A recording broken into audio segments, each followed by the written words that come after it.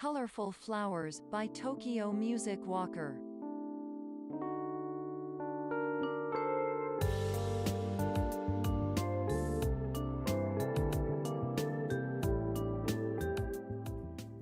Over You by Och.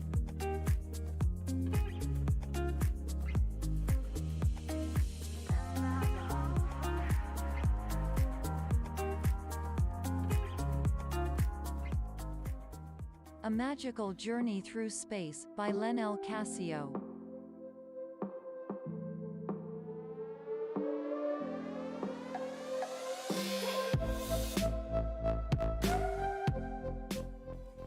Pixel Pig by D. Young.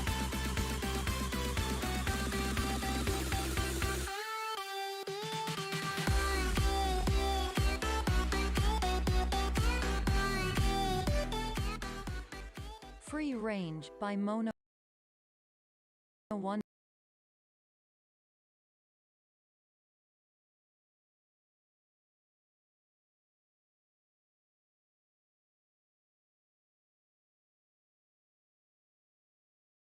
When advertising on YouTube, I know that making an authentic video Never tell, just trust that.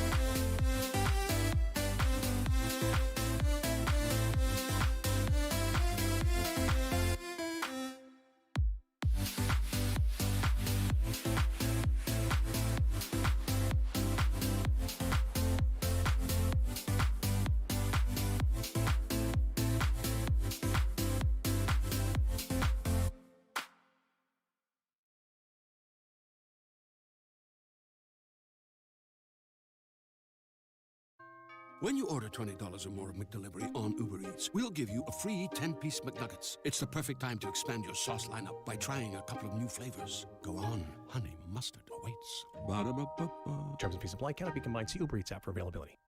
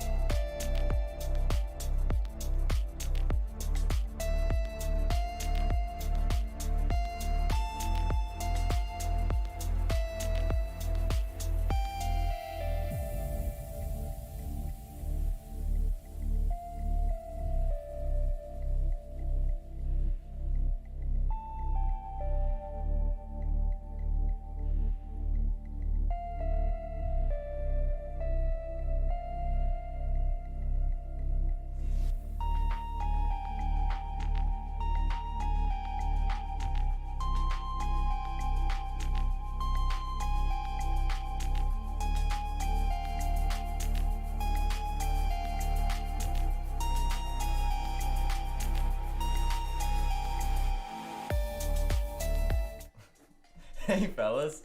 That drop was intense. Yeah, I was trying to come in at the drop, be kind of sweet, and it's like, boopy doo boo. Bah. So, we're going to ignore that. Shout out to McDonald's placing an ad. Yeah, assholes. As if they don't make enough fucking money. Yeah, come on. We all know what McDonald's is. Anyway, it's September 8th. Did I say it's September 8th? Did I put that on the video? No, it's still September 7th. Gosh, Consonic. Dude, your shirt always throws me off. Jet lag. Every single time. Because I think you're wearing a Jets shirt. Every single fucking time. I actually didn't realize what shirt. Football and man bun. Let's go. Let's go! By the way, Stephanie, the draft is tonight. We still haven't decided if it's 8 p.m. or 9 p.m. Well, Eastern Standard Time, because there's still some people that we aren't sure. Yes, But it is tonight, so you better get ready. It'll be her first fantasy draft, I believe. Correct? Hey. I have a feeling she's going to win the league. I have that weird feeling. Seems like everyone is a little more newer on the fantasy football side seems to always be the ones that... Hey, it's basically this. If you take fantasy football serious, you will do very well. Like if you just like pay attention to your team and rosters, most people do. Most people do pretty well. It's not that challenging. Anyways, it is Wednesday, hump day. We're halfway through the week. We're 1 day away from close. NFL, the No Fun League football. Y'all better not be taunting out there. Y'all better not be taunting or celebrating or doing anything fun out there, because otherwise Big Bad Roger is going to tell you to stop it. Are you smiling, you son of a And then you're going to get a 15-yard penalty, and after this year, it might seem like if you get a 15-yard penalty, you're probably just going to get cut. Team's going to be like, we don't want you anymore, with everyone else getting fucking cut. Yeah, this dude's taunting, and he's not even vaccinated. Get him out. Get him out! Perhaps we'll see some of that. Yeah. Most importantly, we'll see some football. We're going to see some football. So, what a great Thursday night game to start it off, by the way. As it's far as exciting. fantasy implications, too. True. Because most times it seems like the first Thursday night is like, it's always Patriots and then some other team that's like, Sometimes it's good. Dude, sometimes it's real good. That Pacers Chiefs was real good. Yeah, but like good. fantasy implication wise, like we got Zeke and Dak and Amari and CeeDee, honestly, Tampa Bay defense and Chris Godwin and Ronald Jones and Antonio Brown and Tom Brady. Like, yeah, that's true because there's so much depth on both offenses, and then regarding the Cowboys, even more so. So much depth coming off of injury. Yeah. That we haven't seen in a very long time. Hey, I've got Dak at QB in one league and Tom Brady at QB in the other. Got 3 drafts tonight. Yeah, you do. Boys going from 1 league to 4 in a matter of 24 hours. I'm going to be sweating. Hey, you can do it. Yeah.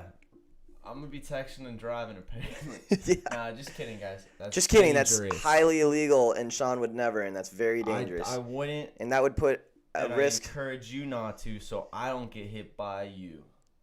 Yeah. Because that's what I'm concerned about. Stephanie, once I send the draft time, you'll get the email of when you technically already are invited. You're already in the system, but once the draft gets set, then you'll get notified.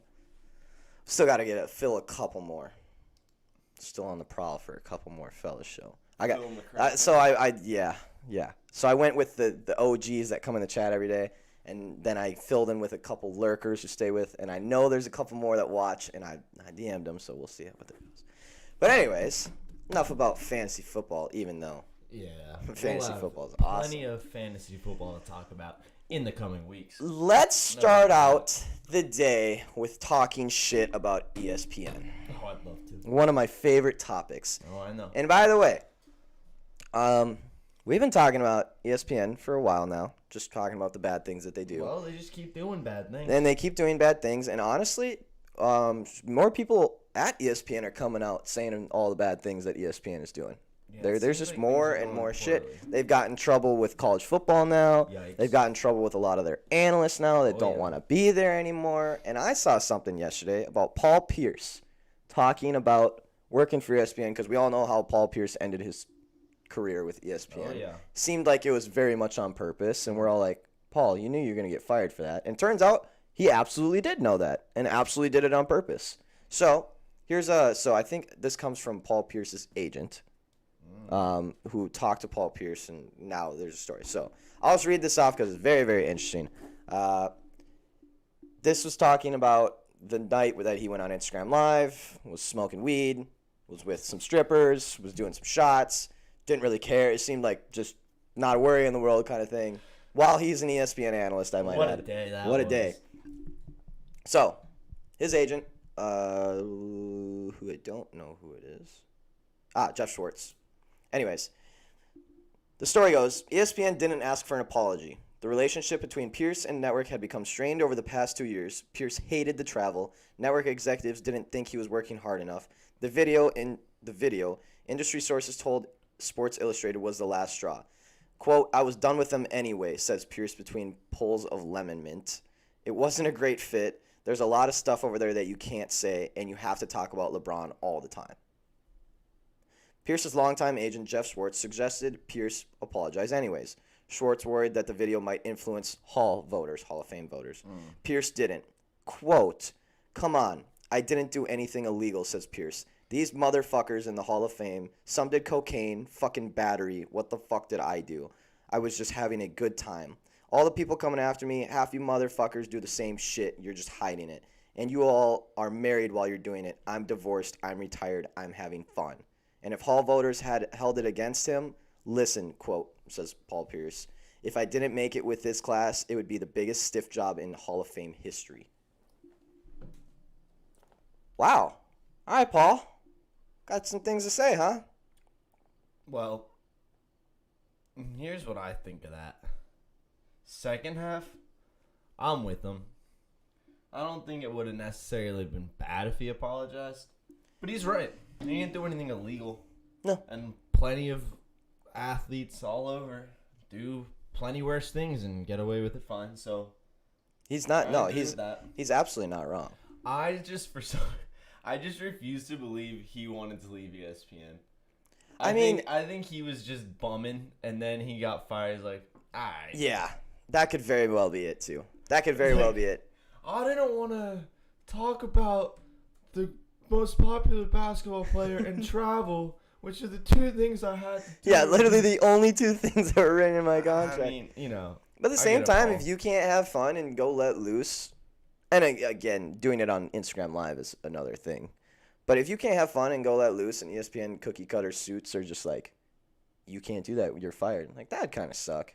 Yeah. And I'm a retired NBA star who is divorced, is having fun, like, sure, want to have my own life. Now, maybe that's kind of the territory that comes with working for ESPN, is you can't do that kind of shit. Or you can do it, but maybe not on Instagram Live. You know. But then he talks about just coming back to TV and doing other things, and says, after that, who knows? At 43, Pierce isn't ruling out a return to TV. It would have to be something different, says Pierce. He could get back into the NBA. Frank Vogel, the Lakers coach, offered Pierce an assistant coaching job when Vogel was in Orlando a few years back. The Clippers offered Pierce a front office role after he retired. I don't want to coach, says Pierce. Too much work. It's like playing, maybe worse. My kids are still young. I don't want to miss these years. Pierce has ideas. He's collaborating with Garnett on a few. The two are planning on launching a podcast. Pierce wants to do a show that follows the two of them traveling the world. Just doing all the shit we couldn't do when we played, says Pierce. For example, skydiving, says Pierce. Maybe a bull run in Spain, get motorcycles and travel around, experience different cultures, different foods. That would be so much fun. It would be. That does sound like a lot of fun. Hey, if Paul Pierce and Kevin Garnett have a show of them doing the bull run in Spain, and then going skydiving, I will be the first person to tune in. I can pretty much like promise you. And you know what? He's not wrong. I think you've seen it at least like several different times already, where someone is in one of these big old suit positions, and they go, "This isn't fun. Fuck this. I'm trying to have money. I was a professional. I don't need. That's the thing. I don't need this." And then there's so much. I mean, that sounds like something that you could get on a network anyway. Yeah. But there's so many other ways to put out your content. Like you look at YouTube, podcasts. I mean, even 3 years ago, I don't know if there was a single former professional athlete doing something like that. Yeah. Now you have Pat McAfee, you have Taylor Lewan, you have Chad Ochocinco and Brandon Marshall, Malcolm Butler doing I Am Athlete. Oh yeah. I Am Athlete is amazing. I've only tuned in once or twice, but both times I'm like, damn, this is really good. But no, and absolutely, I think players should get away. Like, you dedicated your entire, like, especially athletes coming up nowadays. Like, maybe not athletes 20 years ago. Yeah. Were playing every single day of their life, grinding in camps and basically factory workers for breeding athletes and stuff. But I mean, you still had to work your fucking ass off and work harder than everyone else. But today's athletes, you are working since you are 4 years old. Yeah. You are grinding that. If you are an Olympian or a professional athlete nowadays, like soccer players over in Europe for Barcelona and Spain, you get entered into those camps at 5 years old. Your parents pay millions of dollars, and they basically board you at the Barcelona soccer camp where they teach you school. You play soccer all day. You train in the ways that Barcelona trains so that when you're at 16, 18, they can bring you up or trade you away on loan. It is absolutely ridiculous, and I think that, hey, good for these guys who, like the Tony Romos of the world, who hung up the cleats and weren't ready to hang up the cleats. I think that's what we see when we see players come back as analysts or players come back as coaches and things. Like the Jason Kidds of the world, the Steve Nashes of the world, the Tony Romos, the all these guys, they weren't ready to hang up the cleats. It was age that made them hang up the cleats. It was their body that made them hang. Just situational. Drew Brees is coming back to analyze. Yeah. Drew Brees was not done playing football. His arm said you have to be done playing football. I think it's a difference. I think Paul Pierce, when he retired, he's like, I'm fucking retired. Like, I'm done. He doesn't have that itch anymore. And then he got into ESPN and he's like, this is another, like, this is a job, like, this is a full-time job. I just got off of working my ass off for how many years? Like, I want to go have fun and do my own thing, not just be a suit and a cookie cutter for some other industry. And I do think ESPN's probably the worst offender at creating the cookie cutter suit people, because I feel like everybody loves Tony Romo now as a play-by-play guy. Yeah. Because you just bring something that no one else has really brought. Like, actual in-depth analysis. Yeah, analysis that's simple enough for someone who doesn't get football, but interesting enough for someone that does get football. Yeah. To I mean, the man is calling out what's going to happen on this play, and then you get to watch for it, and it's incredible. And honestly, if he was calling stuff on ESPN, I don't know if he'd even be allowed to do that. I think somewhere like CBS is like, all right, yeah, let's have something that makes someone want to tune into CBS. Like, yeah. So, I don't know if we see more people going on. Did Tony get, or not Tony, did Drew get signed by CBS, or who did he get signed by? I don't actually know. Drew. I know he's some kind of analyst now, or that he's on NBC. NBC, a good move by on NBC. The Sunday Night Football broadcasting crew. Oh, that's awesome. That's gonna be really, really good. That'll be good. Does that mean Booger's gone? Was Booger Sunday night? Or is he Monday night? Booger, he wasn't. I don't think he was any night anymore. They put him. That guy.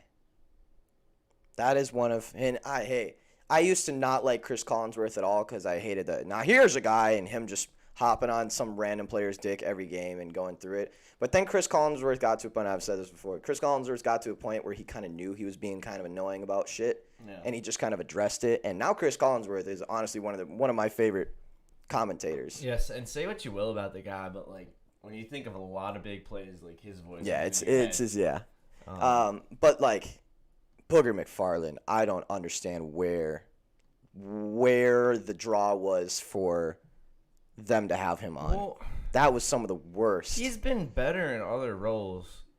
That whole Monday Night Crew was a mess because you can't forget about how bad Jason Witten was. Oh yeah, the whole thing was an experiment and it failed. It failed hard. They didn't need Booger in the Boogermobile cruising around. I did not. They didn't need that. I don't like that because he's actually funny. Like I'm sure he's a great guy and he's funny and everything, but him being on it as a commentator really tarnished my. He can't be serious like that. Like him talking about how. What was it that the players should be pooping their pants instead of going to the back? Like, that's hilarious. He's like, in this instance, the quarterback could either throw or hand the ball off, or he could run. And I'm like, really, Booger? He's not wrong, bro. Just to address the other part of that, I'm pretty sure Paul Pierce is already going to be I'm pretty sure he's already been announced in the class. He's been announced in the class, but I don't think he's been officially Hall of Famed yet. Well, that's just because they haven't had the thing yet. Yeah, but I think that's what the agent was worried about, is if he does come out and say all this shit. Oh, like that might tarnish his reputation and they would take him affect out. No, it would affect like when the official votes come in, he might not get the votes, unless he already did get the votes. But I don't think he's been. Class. Did he already get voted in? Yeah, the enshrinement is 3 days from now. Oh, okay. And they have the class. The class is actually pretty good. Rick Adelman, the coach for 30 years. Oh, yeah. Most winning coach in NBA history. Who did he coach for? Sorry, 9th most winning. He coached for the Trailblazers, I believe the Rockets. Did he have any time with the Celtics? Not sure. I don't think he did. He brought the Trailblazers to the finals twice, 90 and 92.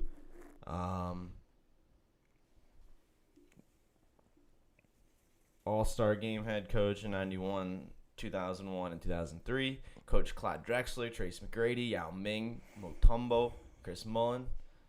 That was a pretty good draft class. Yeah. Pretty good. So we got Chris Bosh is probably the first guy going in. And he could have still been playing for a while without some of those injuries. Yeah, what was the official injury that really knocked him out? Was it back, I believe? Was it back? I remember he always had something. But he's still an 11-time All-Star, which I don't even see. That's when I just started getting into the NBA when Chris Bosh was on his way out. Oh, okay. I was just getting in the NBA when LeBron was moving, because when he went back my first year that I kind of followed. No, my first year I followed the NBA was LeBron in Cleveland, and then the next year was him in Miami. Was the big change to Miami. Oh, okay. And that was like. Because really all I knew about was LeBron and Kobe and a couple others. And then he went to Miami, and I was like, oh, Chris Bosh is a thing. But then Chris Bosh played for Mario Chalmers. I loved. Big Four, don't disrespect my man. Remember Mario Chalmers bouncing in the background when Ray Allen hits his shot? And he's literally 40 feet in the air. Who else? Cole. He was a stud too on that team. On the Heat? Yeah. What was his name? Something Cole. Oh, I know who you're talking about. Yeah. Cole, Miami Heat. I liked him too. I was about to say Garrett Cole. That's not right. Norris Cole. He was sick. I loved him. No, that team was awesome though. But that was like my first years of starting to watch NBA. And then you hear about all of, like, the things that Chris Bosh has done, and then all of a sudden he was just kind of like gone a couple years later. He's just, and it seemed like it was very early. Played an NBA series with one eye. Fun fact: that's actually how I thought Chris Bosh looked. The eye thing. Yeah. You remember when he got poked in the NBA Finals? That was the first time I ever had watched Chris Bosh play, and he was just like this, and I was like, that guy's crazy looking. Like, that guy's crazy looking. There's a guy in the NBA who can, like, barely even see out of one eye. Like, that's pretty impressive. Good for him. Yeah, like, wow. Nope. That's not what he looked like. So, Paul Pierce is definitely, like, the second most, if not, you could switch him and Bosh out. I mean, if he got snubbed out of the Hall of Fame class, I'd be like, wait, what is going on here? 2008 champion with the Celtics, finals MVP same year, 19 seasons. He was 9th all-time in free throws made, 9th all-time in three-pointers made, 19th all-time in NBA scoring with over 26,000 points. That's a lot of points. All rookie in 99, straight out of Kansas. Jayhawks. Straight out of Kansas. It's crazy. Bill Russell's in there, coach. Ben Wallace, Chris Webber, and Jay Wright, I believe it. Round out the class. The Texans just trade away Bradley Roby, like their starting cornerback, to the Saints. Oh, do you know why? Probably because he's good at football. Yeah, and they don't want anyone who's good. Dude, Brandon Cooks has to be on the way out. There's no way you're gonna hold a high caliber wide receiver on that team. You know what the problem is? The more and more, like, I think about the Texans as a team, if they had just been, like, this smart, or if you were going to start Tyrod, if you just traded Deshaun Watson for a huge haul, whether it's picks, players, anything, they could be good, like, all right, nothing crazy, but they could have been, like, a 500 team this year. If they they could have been mediocre. And if they wanted to play their positioning for the future, they could have been better than 500 in the next 2 years. You could have traded away Deshaun for so many draft picks, so many young caliber players. You have the lucky enough position that his court dates aren't until February. Yeah. Another team would take him. Other teams wanted to take him. He could go to jail, and you could have been like, well, good thing we got rid of him. Not even to say, like, good thing we got rid of the guy with, like, 25 allegations who won't even play for our team anyway. Yeah, who literally has come out and said, I will not play for your team. And they said, fine, you can sit on the bench. And we'll pay you an absurd amount of money to do it. You're going to like it. And you're going to like it. Who's running that place? Not Bill O'Brien anymore. Dude, maybe Bob wasn't so bad. Honestly, looking back at it, Bob might have been the best thing for him because he didn't do anything good, but he also didn't do anything this bad. I mean, he did do the DeAndre Hopkins trade, and it was weird. It was weird. But it was no, it's unexcusable. But it wasn't the Deshaun Watson not getting rid of him and trading away your top corners and your top linebackers and your top offensive linemen and your top defensive linemen and your top. Bad. Even with Tyrod, it's not that bad. You still got Brandon Cooks and Phillip Lindsay and David Johnson. Yeah, with that committee behind Tyrod, and you bring in one other guy who can catch a ball, you can roll out there. I don't know what the O-line's like. Probably be bad. Probably pretty bad. Team. We got Tyrod Taylor. He ain't gonna get touched by anyone. See ya. Bye. That man's going to fly around the field. As long as he doesn't get stabbed in the lung by a COVID vaccine, dude. Jesus. Can this man get a break for once? Tyrod, please be good this year. Or just adequate for what the situation you've been given.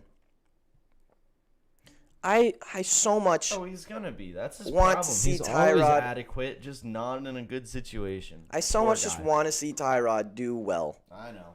and not get stabbed in the lungs by a team doctor, which was totally on purpose to make Justin Herbert start, and not get randomly replaced at the last second by some up-and-coming quarterback that pans out to not be that great, or not just he's just gone through the fucking ringer. Did you know that the doctor was actually Justin Herbert's dad?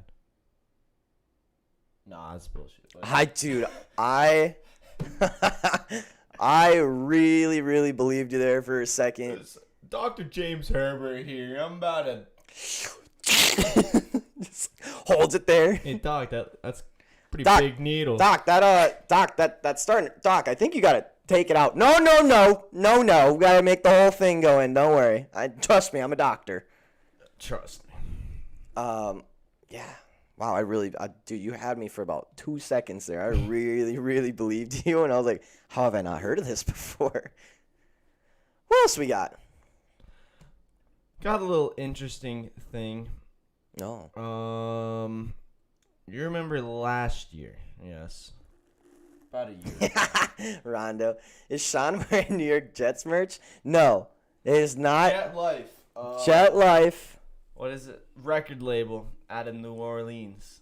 Currency, the spitter. Every single time Sean wears a shirt, I absolutely think he's wearing Jets merch. Dude, I'll be wearing this shirt, and people, like last year during the football season, people start talking shit on me about the Jets, and I'm like, no, you don't understand, man. I agree. I have no. Oh, Rondo, you're going to be in our fantasy football league. There we go. I totally forgot to ask Rondo. Damn. Also. Same with, I have like a Patagonia hat that's like shaped like a buffalo. Yeah. And everyone's like, oh, you like the Bills? Like, no, this is a gray hat with like the Patagonia mountains in it. Like, clearly it's not a Buffalo Bills hat. Like, my dad was mad at me when I bought it. He's like, did you just get a Bills hat? No. No. You wear a Jets and a Bills hat at the same time. I would be disowned. Hey, you bamboozled, Rondo. I'd be thrown to the Rondo, streets. draft us tonight. I'll fill you in. Also, hey, Rondo is a Jets fan, and Rondo has officially bought himself his lifelong dream of Jets season tickets. Let's go. Yeah. Really? Let's go, guys. Yep. Rondo messaged me about a month ago of the full season ticket package and everything like that. That's pretty awesome, dude. See, Cam knows. Especially, Cam knows. yeah, Jet Cam, life's the only life worth living. Hey, if there's a time to sign on to Jets season tickets. Yeah, man. Before Zach Wilson comes out. If there's a time, Adam Gase on the way out, Sam Darnold's gone, you got Corey Davis, you got Jamison Crowder, you got the new Michael Carter at running back, you got, You're getting me excited, baby. That is the time to get some season tickets there, Rondo. Proud of you. I'll draft. I'll win all a feast. Uh-oh. Oh! Guys, I got the let me guess. killer mindset. Corey Davis, Zach Wilson, Michael Carter, Elijah Moore, all going to be on his team. Michael Carter Williams. Congrats. Anyone who gets season tickets, that's so fucking cool. That's gotta be so much fun. Bro, it's Jets season tickets gotta be something else too. Yeah. I've never had football season tickets. Had hockey. Currently have Minnesota Gophers. nice. Yeah, that's pretty cool. But nope, never NFL. Jets season tickets gotta be so sick. Dude, there was a point That stadium's gotta erupt. when we were in the darkest depths of the process Yeah. where you could get like a half season tickets, like half of the home games. It was under $100. Really? It was insane, dude. Wow. They literally. Are you talking Eagles or Sixers? Sixers. Okay, yeah. Sixers. Yeah. Yeah, football tickets, no matter how bad. That's it is. what I That'll figured. never That's go what I that low. figured.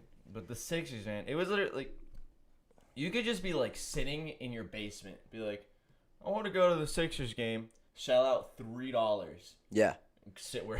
There was also time in the T-Wolves where parking was more expensive than a 4-ticket. Like it was right after KG left. Yeah. It was like 04-05, KG left, and our team just like couldn't even win a game. Like our seasons were so bad. And no, I remember my dad like laughing. He's like, "We're gonna have to pay more for parking than we are for the game." True. And we have 5-person family. Like we had 5 fucking tickets. We had to pay more for $15 parking than we did for the actual game. It was absurd. Dude, they were every single workplace, everyone was giving away free Timberwolves tickets. Like packs of 20 of them. Suites for $20. It was absurd. You couldn't even sell them. Yeah, that's how bad the franchise was at one point. Parking more expensive than 4 tickets. You could literally go to a Timberwolves game. If you somehow didn't get it for free, which was beyond us because everyone was giving them away, you could probably go for like $3.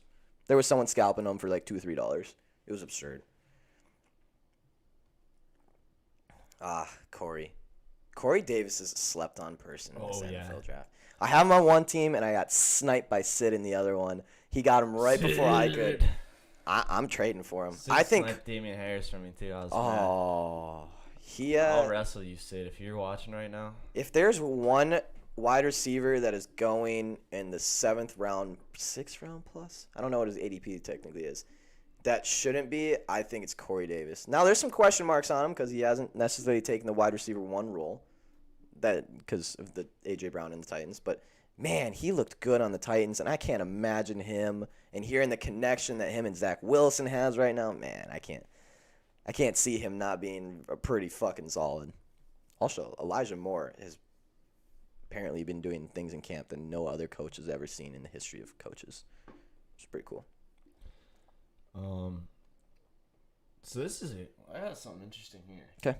Remember last year when the Denver Broncos were in such an unfortunate state that they had to start a practice squad wide receiver at quarterback? Who had only played high school quarterback? Yep, that is not an exaggeration. Nope. I think a lot of times when people say, "Oh, you got a quarterback, a wide receiver," it's like, okay, yes. But he played D1. He played D1 college football as a QB for most of his life. He was the Arkansas Mr. Football quarterback. It was like, all right, I want to be a receiver.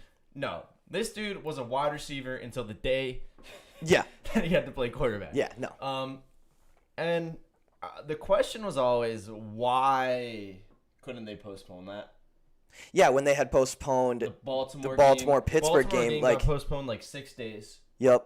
And I think, did a Titans game get postponed too? I believe a couple days there. The Pittsburgh game or something. There was some Tuesday night football. But then they were all of a sudden like, nope, you have to play this one. And we're all like, wait, really? We know why now. Against one of the best Saints ever? We know why now. Defenses ever?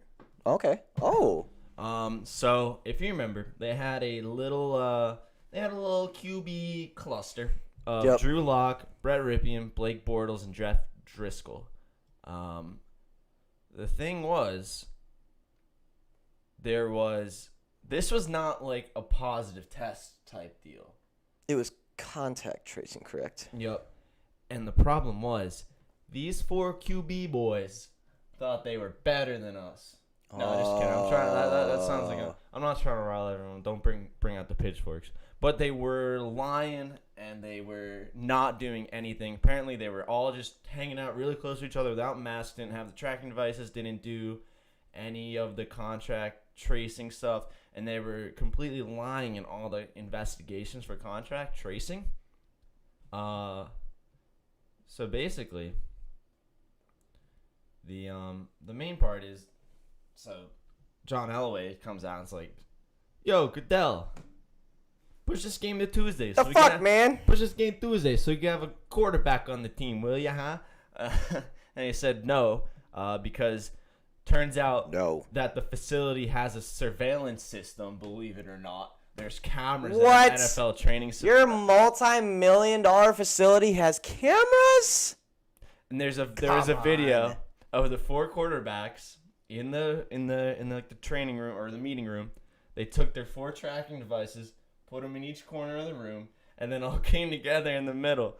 And then besides everything else, that contact right there is like ineligible, and we're not rescheduling for your asses, bro. Yeah, dumbasses. Why couldn't you just stay in the corners of the room? Or just put your track in? Just don't. Man. Yeah, and I mean, geez, for Drew Lock, if you could have played that game, maybe you'd be a starter this season. Yeah. For Blake Bortles, if you could have played that game, maybe you'd be in the NFL. I don't know where he is. He might be still. He's probably a backup somewhere. He's probably a backup somewhere. Who knows at this point? Damn, that's one really fucking stupid. Yeah, just to assume that no one would question it. Like, Yeah. wait. We could put these here, and we could go wherever we want. We're free from the tyranny. Bro, that's like those ankle tracking bracelets. Yeah. And you see people try and like outsmart the system, and as soon as They they got come one- off, it's like, one woo, foot- woo, woo, woo. On 1 foot in the house. Just Yeah. like, trying to watch film. No, just dumbasses. But I think that's, for me, I was like kind of happy to hear that, to know that it wasn't complete just bullshit. Yeah, favoritism towards the I'm- NFL. Because that was a serious question. Like, how the fuck Well, is yeah, this why game is not this being happening? rescheduled? Like, Yeah. we're literally going to go watch and he was, what, 5'9", 175, that quarterback who played? He was tiny. It was like, he's going to line up across from Cam Jordan and all these other guys who are literally just going to eat the man. Like, I felt so bad for him. Yeah, I know. It was brutal for the poor guy. And even the coach, like, even a report comes out that the coach didn't even know the kid's fucking name, and he's on his practice squad. The coach didn't even know his damn name. Also, I hammered Saints minus 17.5 that game. Yeah. Loved it. Thank you very much for that. That line was the worst thing I've ever seen in my life. My poor guy, Kendall Hinton. Hinton. Yes, he's 6 foot 194. Oh, he is. Okay, I thought he was a little bit Hey, he smaller. had the build, but come on, it don't matter too much. He wasn't. 6 foot 194 is still pretty small. Yeah, it's still a small it's still QB. small That's still QB, like, yeah. hey, you can see over the O lineman, you little shorty guy. But yeah, stat line 1 and 9, 2 interceptions. But my favorite thing to point out from that game is also Broncos. Where did that go? So but just not even claiming to be a quarterback. Practice squad wide receiver was 1 and 9. I don't know how many yards. 13 yards. 2 interceptions, 0 touchdowns. Taysom Hill was 9 of 16 for 78 yards and an interception, 0 touchdowns. That's always my favorite thing. I was like, Yeah. you know what? This guy, That game was terrible. he wasn't much better. Yeah, Latavius Murray just went off with 124 yards and 2 touchdowns. Yep. Crazy. Love that guy, by the way. I just looked up where Kendall Hinton is now. He got cut by the Denver Broncos last week. That's brutal. They should give him He like should have like a 10-year lifelong deal contract. for trauma, dude. Yeah. Like, Poor hey, guy. sorry we had to have Cam Jordan eat you alive for a game Yeah, because now it's like our fucking quarterbacks are too dumb to follow the rules. now it's like you can't go in there and be like, oh, dude, we got this great practice squad guy. We gotta bring him. Hey, you're the guy who's the quarterback. Yeah, you. And he's like, guys. Stink. He's like, guys, I'm a fucking wide receiver. Like, I don't want to be there. watch I me. didn't put the tracking devices in Watch the me, corners. watch me run a 4-4 and catch this ball with one hand, Yeah. not make me line up across from Cam Let me Jordan. throw it. Oh, So Denver. that was interesting. That was kind of wild. It's good to know. I can't decide how I feel about Denver this year. Part of me is like, go Denver, go Teddy Bridgewater. Part of me is like, they're going to be really bad this year. Like, really, really bad this year. I'm sorry, but I'm still on the train of if Teddy Bridgewater is your starting quarterback, your team is going to struggle. And I don't know why I say that, because he's consistently proved me wrong since his leg exploded and almost got it amputated. But there's just, man, he just wasn't that good on the Vikings, and it pissed me off. I feel like he's better now than he was on the Vikings. Yeah. Oh, he made the Pro Bowl, though. Yeah, the worst Pro Bowl stats in the history of Pro Bowl stats I've ever seen in my life. No quarterback with that bad of stats has ever made the Pro Bowl, and I can almost guarantee it. Yeah, Wick. You gotta let it go. I can't. It was so bad. It was unbelievable how many people thought he was good at football when he wasn't. He's gone. I know. But for what? The Batman gone now. We traded away Sam Bradford to keep him around. We got rid of Sammy Sleeves. Trust me, I know. Trust me, I saw that week 1 performance of Sam Bradford. One of the most electric games of football I've ever seen. I think I just wanted Sammy Sleeves. Do you know what that Yes! game? He threw for like 340 yards. He was like 39 or 40. He was amazing. That was what Sam Bradford could have been. I'm sorry. And then he got hurt. My Sammy Sleeves is shit. And then we decided that Teddy Two Gloves was the answer. Hey, you got a first for him, though. Yeah, we did. Yeah, we did. And then he was not. And then he died. And then we got a first for him. And then we used it on Carson Wentz. Nice. And now you have Jalen Hurts. Shut Shut the fuck up. You don't say that name in this household. just so we all know, you can get a Dwayne Haskins Washington football team jersey for only $65.99. Dude, NFL shop, you got to make that like $19. Yeah, that's a little outrageous. Who's buying a Dewey Haskins Scam. Jr.? All right, got another thing. This is actually pretty big too. There's been 12 former NFL players. The main of which, there's a group of 3 who were like real bad. Yeah. They were doing some fraudulent and defrauding activities. Okay. So the NFL has this health fund, like a healthcare fund, where it's not necessarily like a healthcare plan. It's more like it's supposed to be like it's called the Gene Upshaw NFL Player Health Reimbursement Account Plan. So it's like a retirement plan. Yeah, and it's like once you retire, you can go into that fund and they'll reimburse up to $350,000 in medical expenses for retired players and their families. Okay. So in theory, great thing. Yes. You know, especially if you have lifelong kind of aches, pains, you can get some really nice equipment. Yeah, for $350,000, that's actually pretty. I would expect it to be a little bit less. Yeah, actually. honestly, I was surprised to hear that they just offered for any retired players. Turns out these guys were defrauding it big time. They were using these reimbursements for expensive things that were never actually purchased. They claimed they were buying hyperbaric oxygen chambers, ultrasound machines for pregnant women, electromagnetic therapy devices that are typically used for horses. Claimed all these things, did not actually buy any of them. Basically, there's about 1, 2, 3 people who were the ringleaders of the situation, and they would go and find any ex-players who were eligible for the program, say, hey, look, we'll submit this. We got this fake document. Here's a fake prescription. And then when you get the money, just a little off the top. Just a little cut. So typically, it would be claims for $40 to $50K. Do a couple of those throughout the year. Got close to millions and millions of dollars. Whoa. So what we're looking at now, we got players like Clinton Portis has just pled guilty. Is that Redskins? Yeah, former Bronco, former Redskin football team.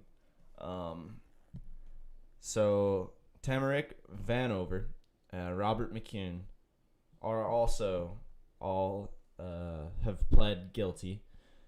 And then McCune, who was a linebacker for Washington, Miami, and Baltimore from 05 to 08, he's in the big trouble. Uh-oh. He's the big ringleader. McCune, what'd you do? He orchestrated the scheme. Oh. Ended up leading to $2.9 million of fraudulent claims. You want to know how serious this is? He's facing life in prison. Holy shit. So after conspiracy to commit wire fraud and healthcare fraud, so that's just the conspiracy to commit it. Then 13 counts of healthcare fraud, 11 counts of wire fraud, and 3 counts of aggravated identity theft. Aggravated identity theft? I don't know what makes identity theft aggravated. Isn't it all aggravated?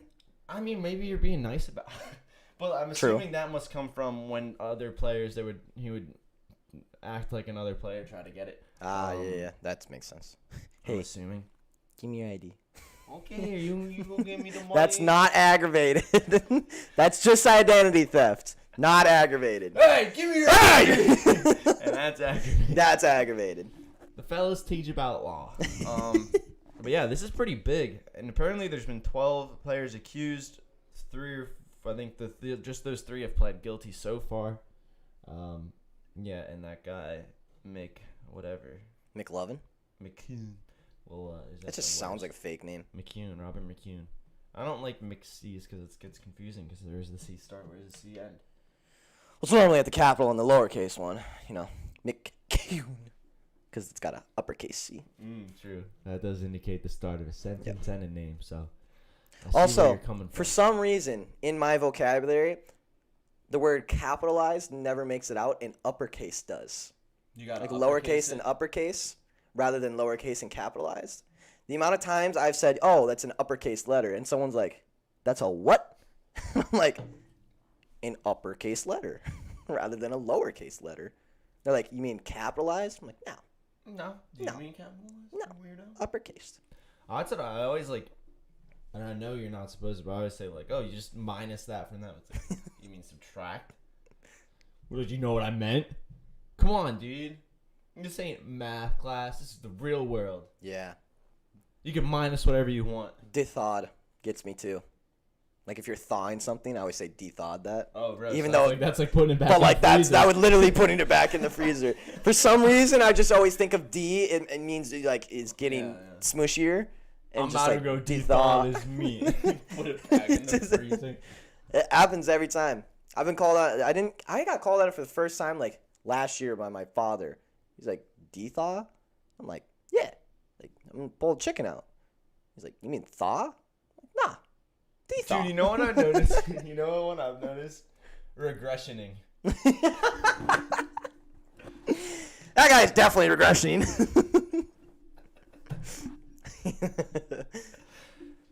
Oh, yes. Shout out regressioning. Shout out the Midwest vocab. Shout it out.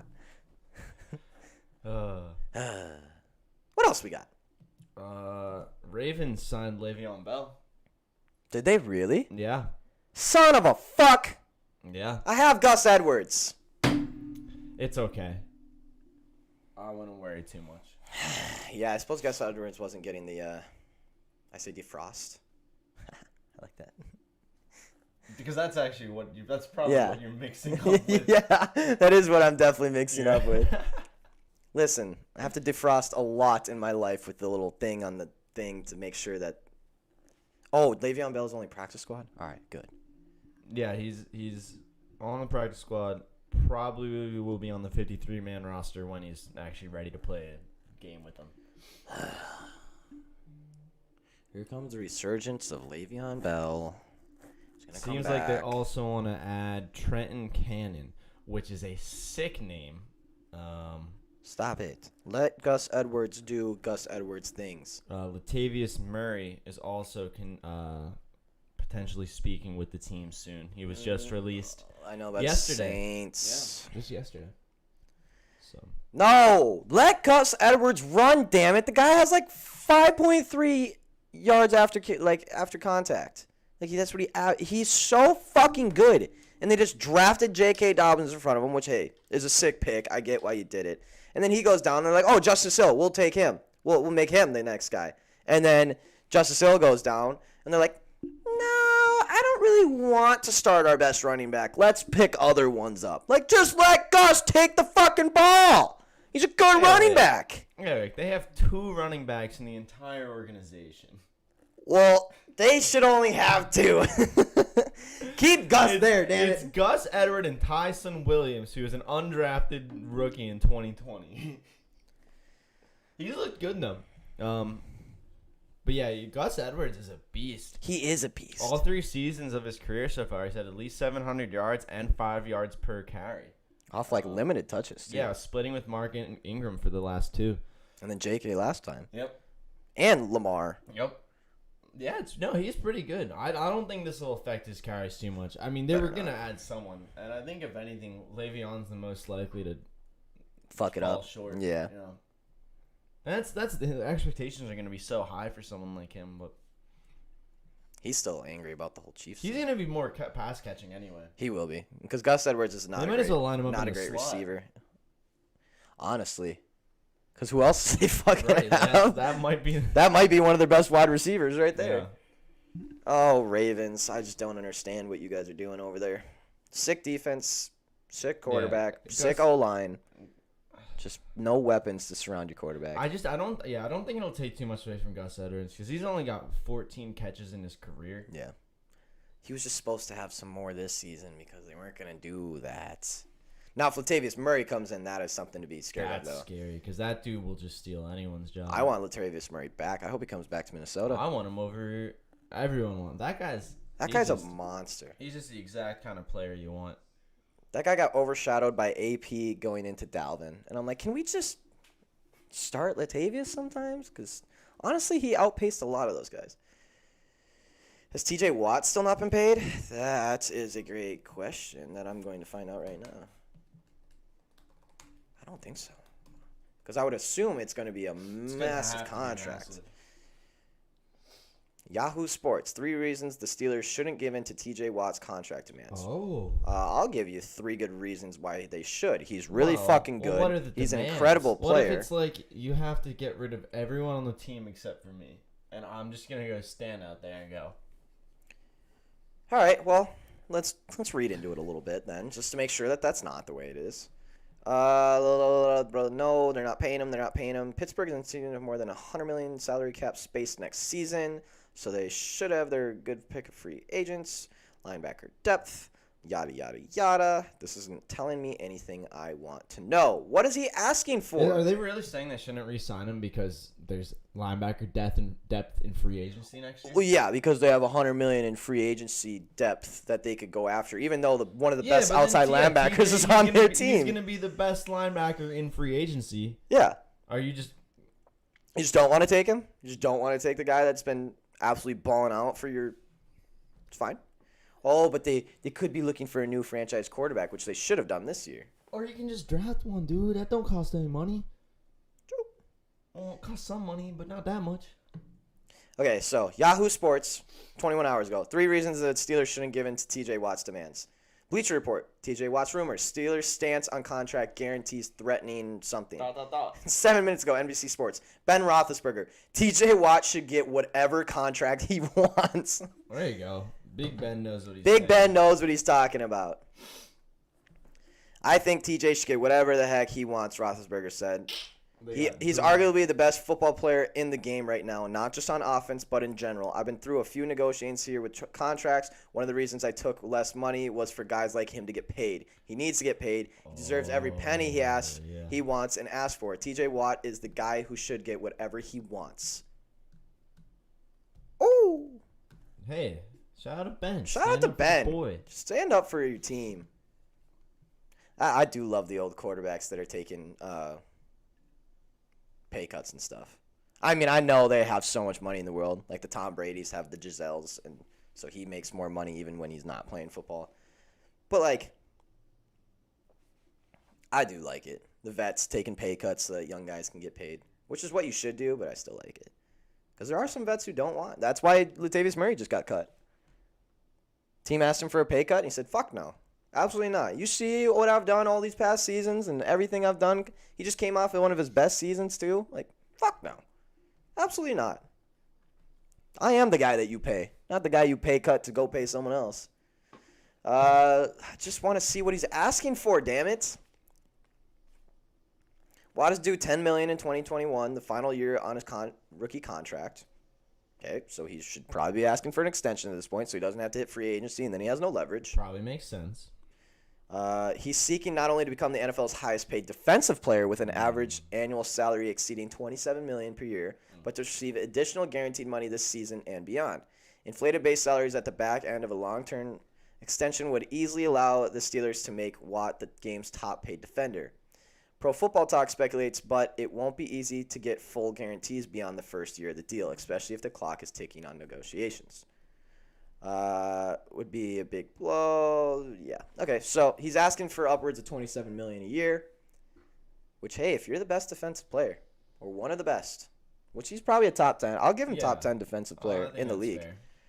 and you're coming off a rookie contract, and no one really is that's a top defensive player in the top 10. Maybe is Joey still on a Bosa? He got paid? I don't actually know. Did he get paid? And there's TJ Watt. There's Chase. There's a couple others that are young like him that are still on rookie contracts. But all these guys are going to get paid. I guarantee Chase gets the biggest contract in defensive history. I can almost guarantee he does. He's already the captain of the fucking defense. He's a beast. He is a beast. But okay, fine. Don't pay him. See what happens. Like, let him go somewhere else. Like, I just don't understand this. I don't understand what it is about paying the best players on the team a contract that they deserve. When they have the money, too. The problem is they have the money. I can understand if money's tight. If he's on the Chiefs or some shit, yeah, absolutely he's not going to get that contract. The other thing is, it's a perfect opportunity, too, because so much of their offense, besides Ben, really, is so young. Yeah. Very, very team-friendly deals. If there's going to be a time to do it, it's now, because you're going to have to re-up some of those receivers in 2 or 3 years. Because Juju's on a big pay cut, right? He took a decent-sized pay cut. Compared to what he could have made on other teams, at least. I mean, it's a pretty big contract. It is a pretty big contract. But for what he could have gotten on another team, like, people would have paid him. He signed a 1-year, $8 million deal. So he just signed the 1 year. Okay. But no, wow. Here's something interesting. Just Googling Juju's contract. If it wasn't for football contracts, Steelers' Juju Smith-Schuster said he'd fight YouTuber Jake Paul. That was 18 hours ago. Apparently that's... Jesus. I feel like now, for the first time, I'm going to say it. Jake Paul would rock Juju. That's what I'm saying. I didn't want to say it because, but Jake Paul would crush that. I'm pretty confident in that one. Juju would try and do a TikTok dance in the ring, and Jake Paul would just go knock his ass out. I really liked Juju at the beginning, and I have so much not appreciated Juju since. I feel bad for him because, I think everything he was doing was very, I think it was all overblown, frankly. I do too. But even when your coach has to tell you to stop doing TikTok dances on other people's fields, you should probably stop doing TikTok dances on other people's fields. Hey, this would be a really good fight. They're both 6'1", both 24 years old. Juju's 216. Yeah, but Juju doesn't know how to fight. No, not at all. But from a physical matter. Yeah, I mean, he's a beast. He is a beast. What's up? I'm Jake Paul. That's what his YouTube bio says. When are we going to see the next? Do you think Jake Paul is going to fight again? Yeah. And if so, who's going to fight him? Logan Paul. Oh. Logan Paul's going to get his ass beat, though. That's the finale. Does anyone actually... what if he lands one clean shot? Does anyone want to watch that, though? I don't want to watch those two fight. I don't give a shit about either of them. Yeah, but then one of them will finally lose. One of them will finally lose. Hey, say what you will about Logan. He stood in the ring with Floyd Mayweather, though. He made it out. He made it out. A lot of people did not. He was only twice his size, but he did make it out. Yeah, but he's a lot bigger than Jake, too. Not that much bigger, but... Yeah, that's true. He got some size on him. We'll see. No, I have a lot of respect for anyone who stands in a ring. But did you ever wonder what happened to Jacob deGrom? Yeah, no sticky stuff. Ripped his arm apart. There he just goes. like our friend. What's his nuts? What's talking about? Guy hasn't pitched for the Rays all year. I can't think of his name. Wow. The guy who really made us famous on TikTok, and I can't remember his name. It's kind of rude of me. Oh, I know who you're talking about. Yeah, I know. I had no idea who you were talking about, but it's It's a Rays pitcher, really good. Oh, that's gonna piss me off. I'll figure it out. All right, what do you got? No, I can see his face, dude. Forget what he is. Rays pitcher. He has a good name, like a good pitcher. Yeah, he's got a very good. No. Tyler Glasnow. Yeah, Thank you. God, I cannot think of it. Anyways, Jacob deGrom. Yeah, so this is a mess. This is a mess from the Mets organization. No, deGrom. Here's quote number one. Mets president Sandy Alderson. This is him speaking. This is a. You can tell this guy isn't a doctor. So a sprain is the lowest grade partial tear, if you will. Coming in with the if you will. So at this point, the sprain has resolved itself.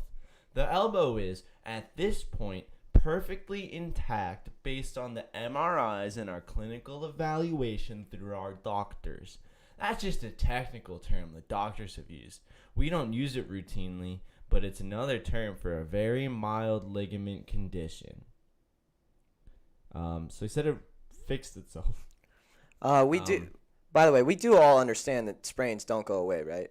Like once you sprain something, it's automatically weaker for the rest of your life. I think that's just the way the sprains work. And muscles work. Because it's a tear, so unless you fix it, it's torn. Yeah. It's just they'll never. Okay, but keep going. So then he goes. He does. So he keeps downplaying the seriousness. He goes. Somebody goes out with a headline that it's a partial tear. Sorry. That's what a bruise is. A bruise is a partial tear of the muscle, okay? So let's not go out there and write as if this is anything new. It's not. It's a very low-grade thing that has resolved itself. Let's just note, though, a bruise is not a partial tear of a muscle at all, which I think everybody knows. It's when blood vessels are, like, ruptured and it just kind of, that's just the discoloration. Yeah. Like, I'm pretty sure nobody thinks a bruise is a torn muscle because you can get a bruise where you don't tear your muscle. Like, yeah, just because you bang your knee on a table. Just because you bruise when you tear a muscle doesn't mean that a bruise is a teared muscle. It's a square. These are two completely different things we're talking about here. Hey, bro, you hit your head on something, you get punched in the eye, you get a black eye. You didn't tear your eye muscle. Just got a bruise, you dummy. Anyways, keep going. But I love it. He starts out and says it's sprained, which is a low grade partial tear. And then he goes, but it's not torn, it's bruised. Which is a partial tear. Is a tear. This guy. Hey, you know who he needs to meet? Urban Meyer and Leroy Johnson.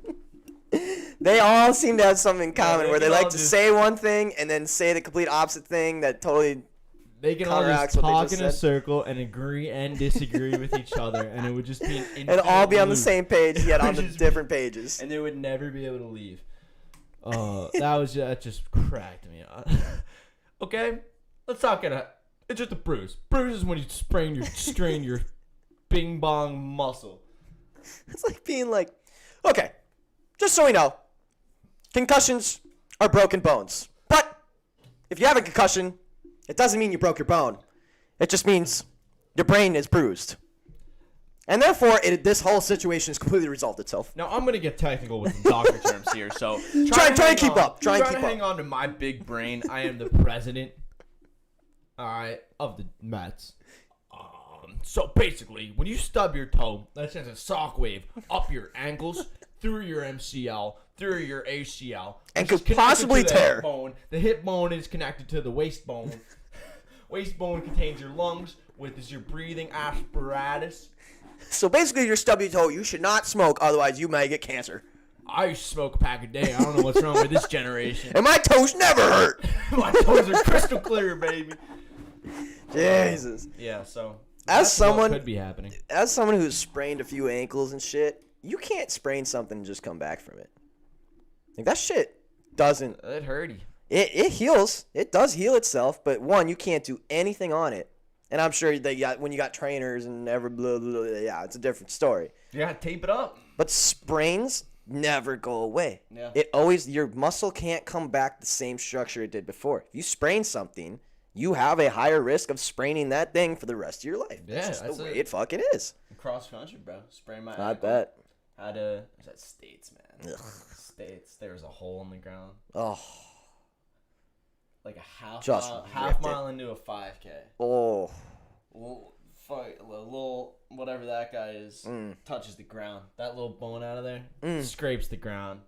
Had to tape that leg up for every time I ran since then. You just tape that shit, bro. Tape it up. Nope, indoor soccer. Yeah. Against the boards. That'll do it.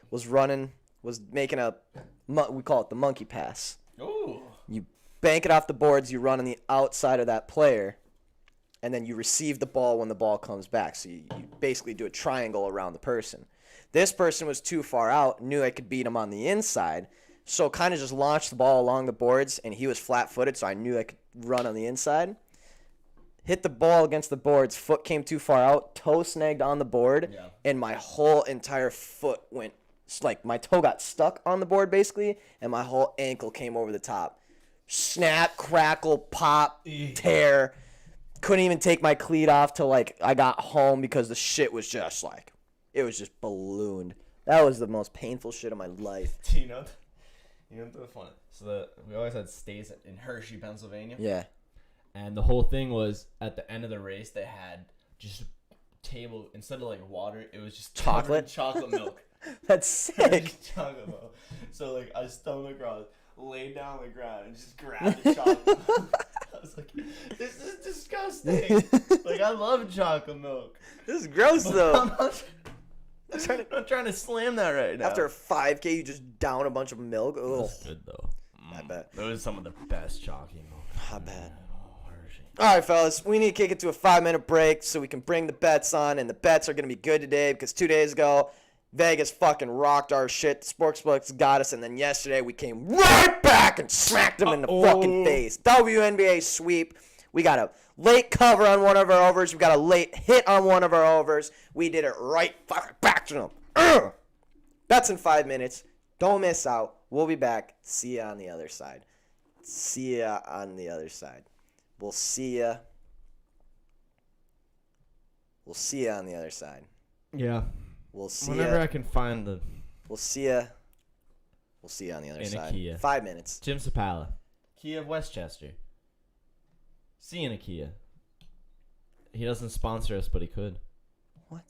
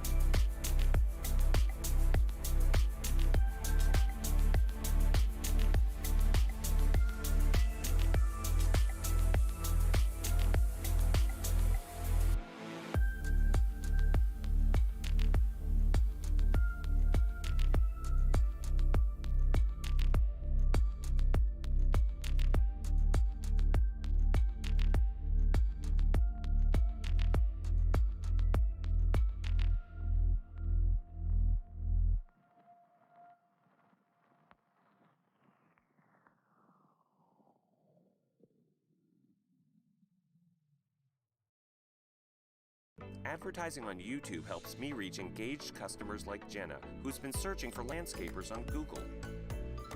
So when she watches YouTube, my ad's there with a link to schedule now. I found my customers on YouTube.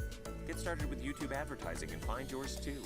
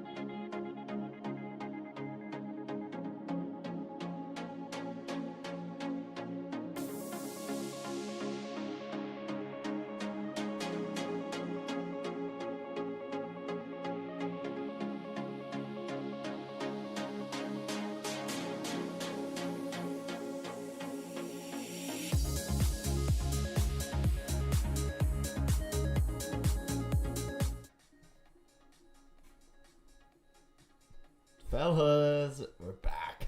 It's Ben time. It's Ben time! Ooh, this has got me in a... Oh.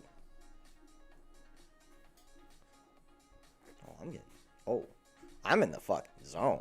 This is locking me in. Shout out Lotus? Ason ID with the song Lotus. Yeah, try and copyright us on that, YouTube. That's free music right there, motherfuckers.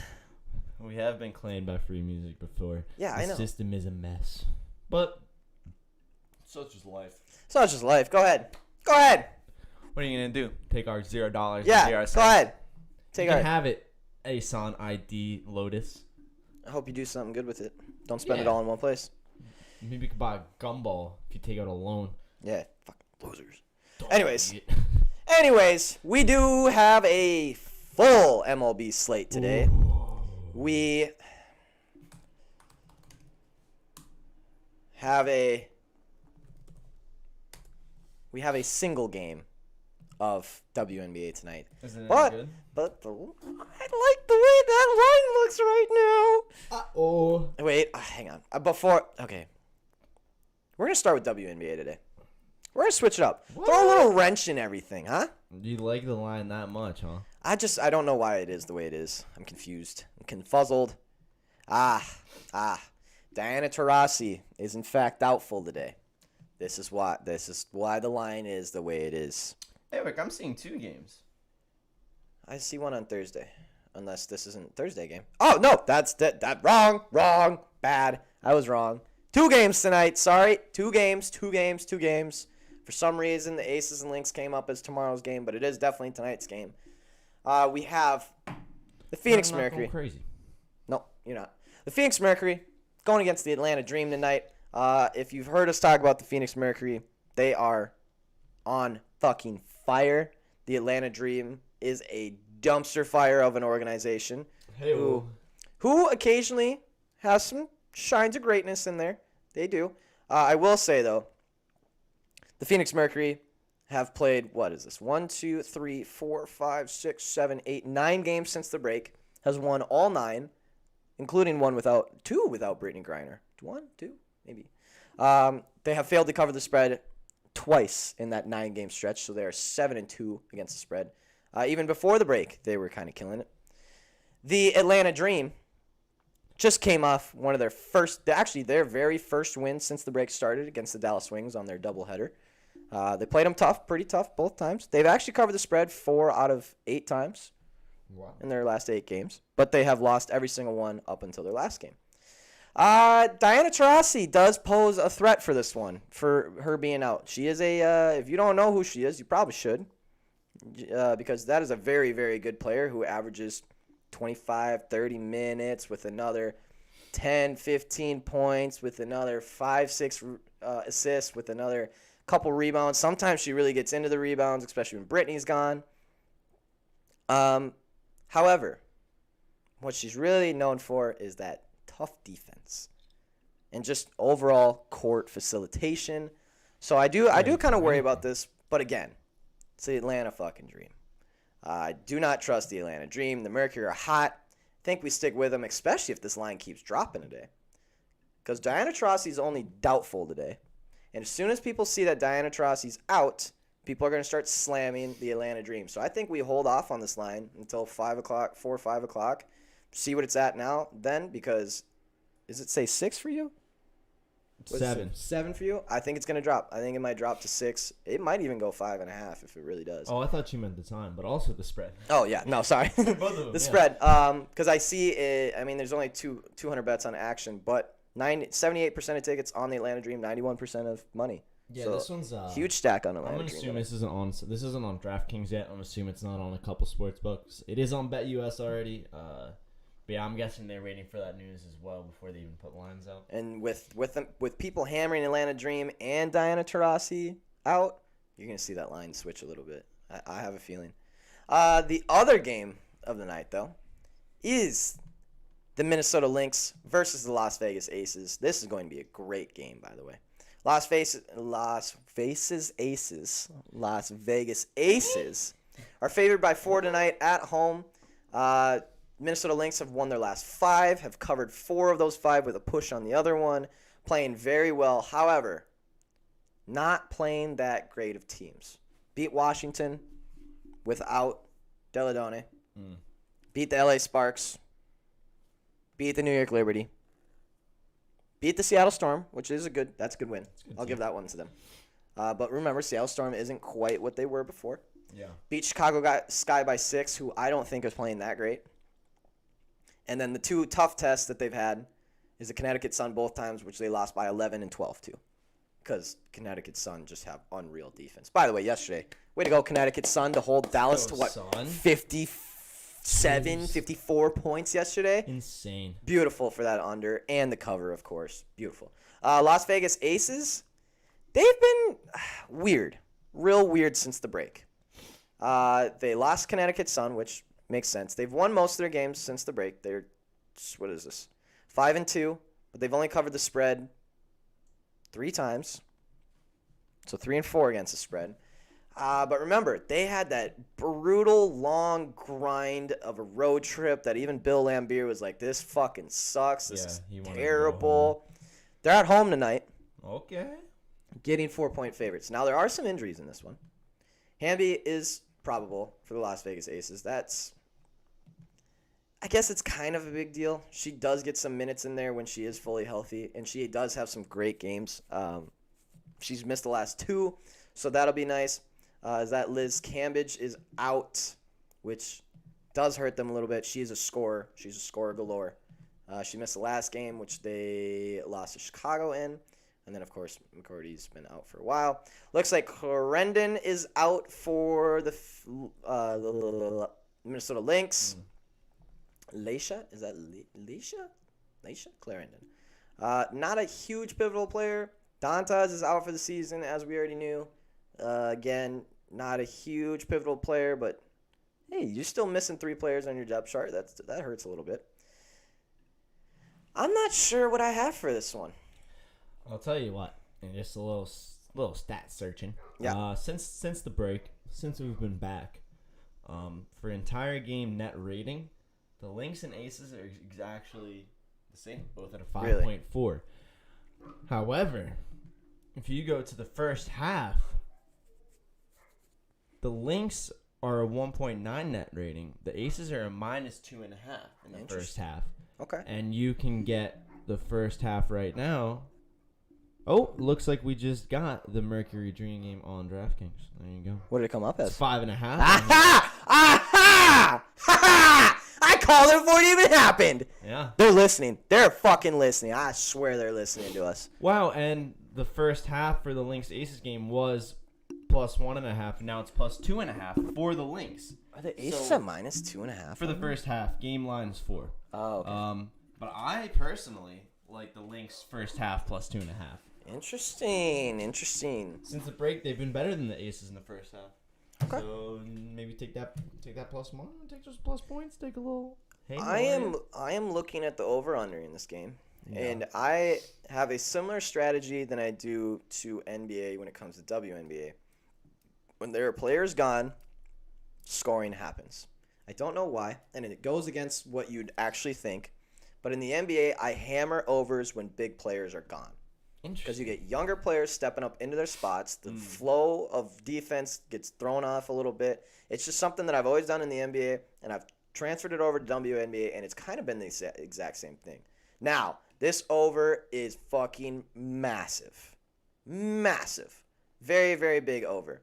But you have a team that's known for not playing great defense. Another team that has the first ranked offense in the league.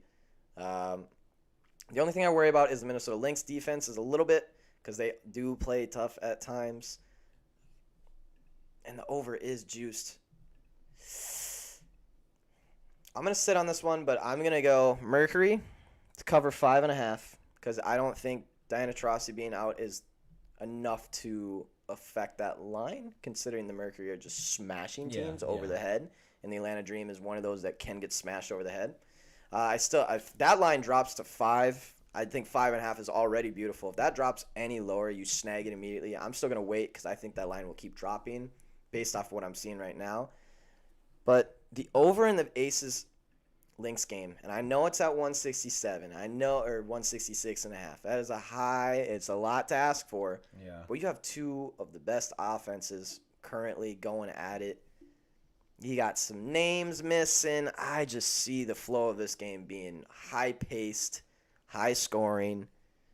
2 teams that are just going to grind it out against each other. I could see the over happening in this game. We're going to sit on it for a little bit, see where the lines go. But, yes, give me Mercury to cover. That's almost locked in at this point, especially at that 5.5. And then Lynx Aces over. And if you're scared of the over, I would put money on the Aces most likely. I just think they're the better team. They're just the better. They've been the better team all season. I think they're still the better team, and I think they'll continue to be the better team.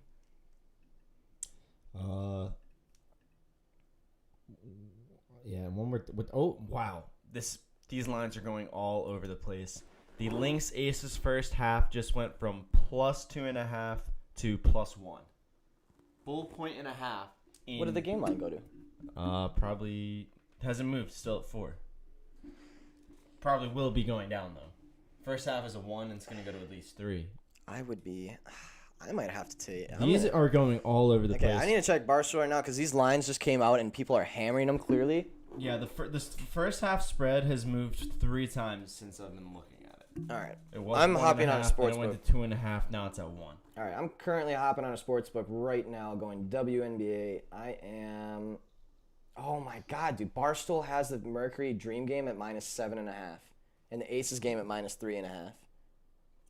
This is shit's going everywhere. All right, if you can get the Mercury at 5.5, you take it right now. If you do not see 5.5 or 6, you lay off of it for right now. You 5.5 wait. on DraftKings right now. Right now. Barstool still has 7.5, but they Whoa. have Aces down at 3.5, which I might snag at the moment. Over-unders look about the same. This is going to get a little wild. Also, Phoenix Mercury to win this game at minus 335 should be parlayed with something.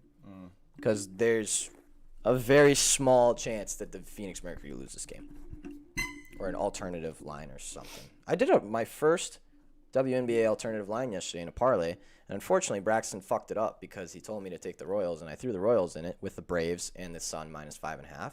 And guess which was the only team that lost in that parlay? Hey, where is that guy? Where is that guy? He's not showing his face because he literally messaged me and said, you have to take the Royals today. It's the lineup I've been waiting for all season. You have to take him today. And I listened. And I'm more mad at myself than I am him for listening. But it's fine. We'll get over it.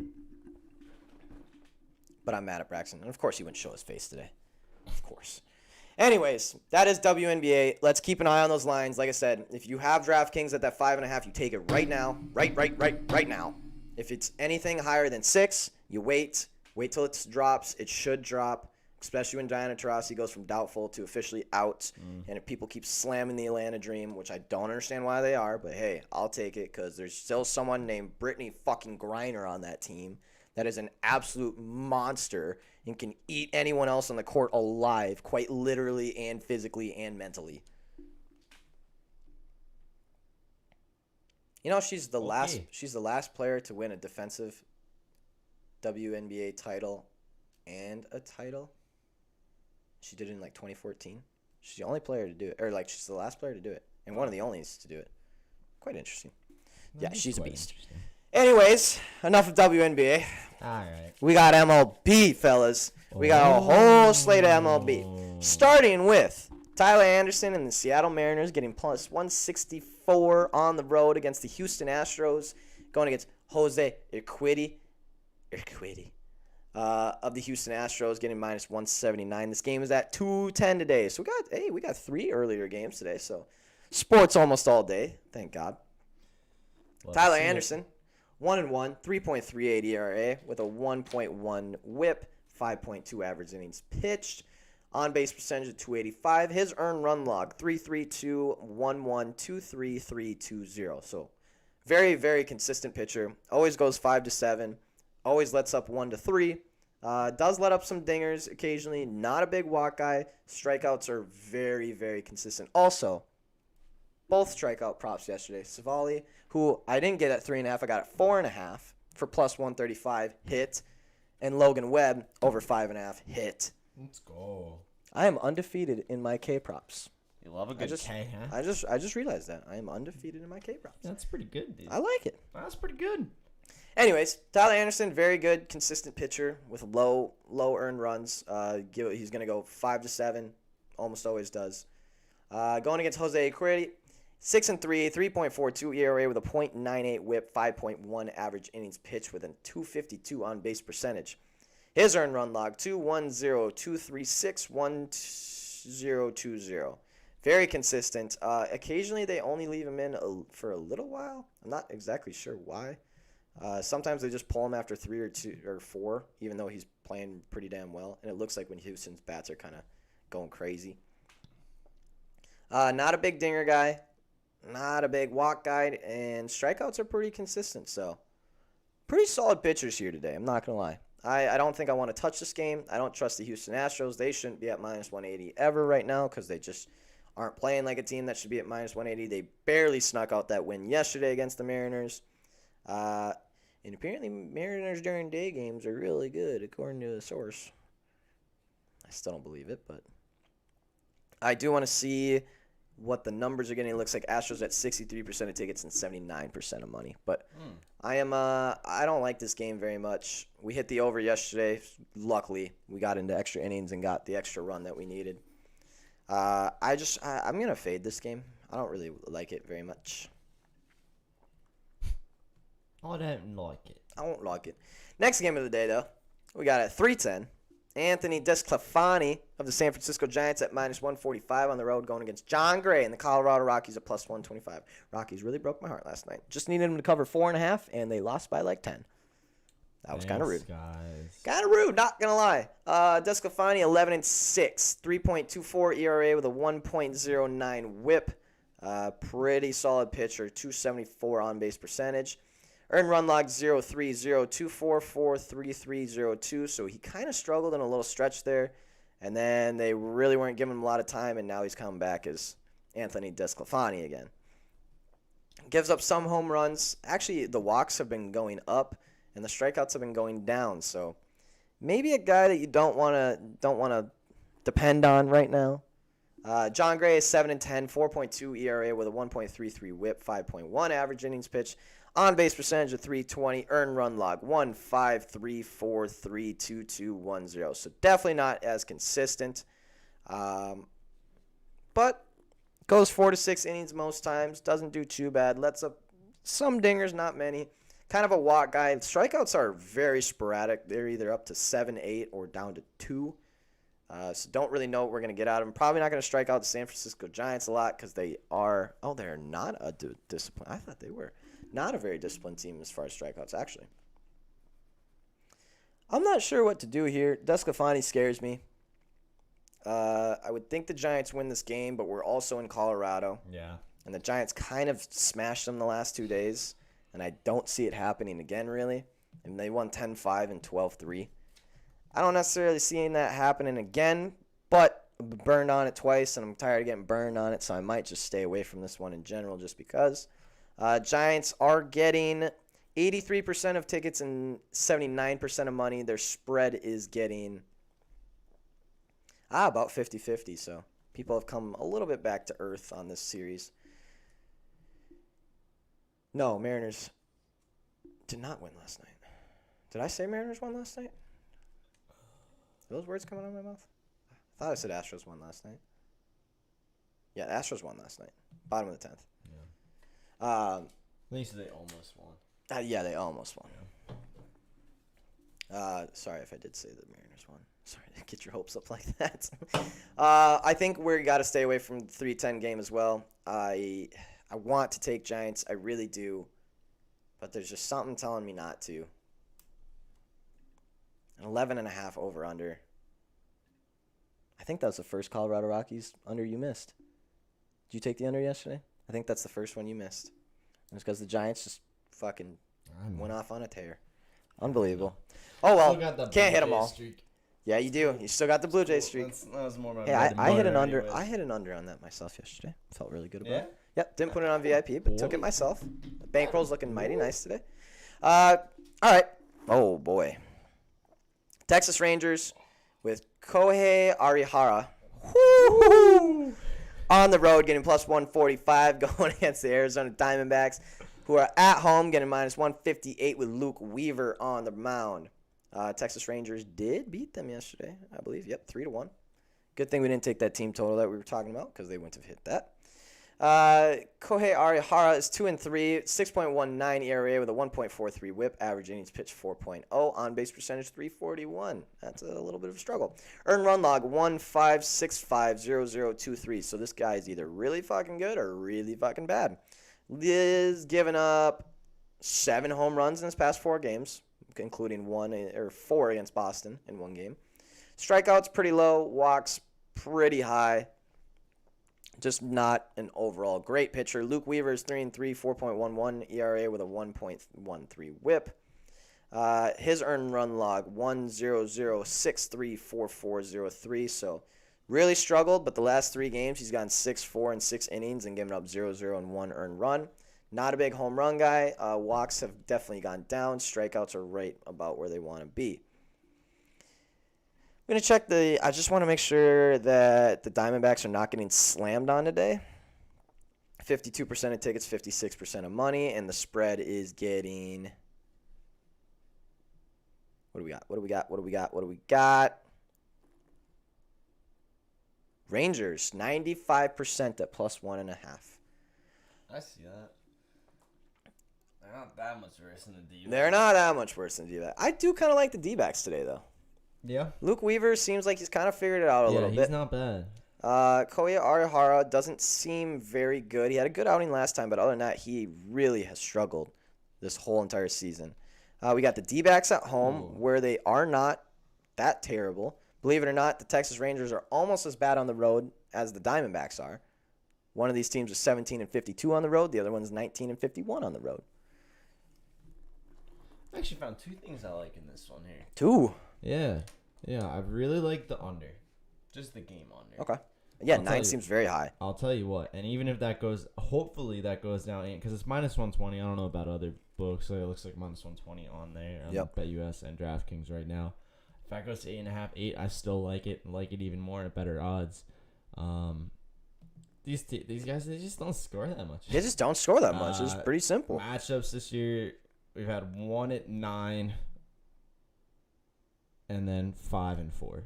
Yep. We've only played 3 times. Yep. And I think that lower numbered trend continues. And then I also like the D-backs in the first 5 with the Going against Kohei. with the spread actually too.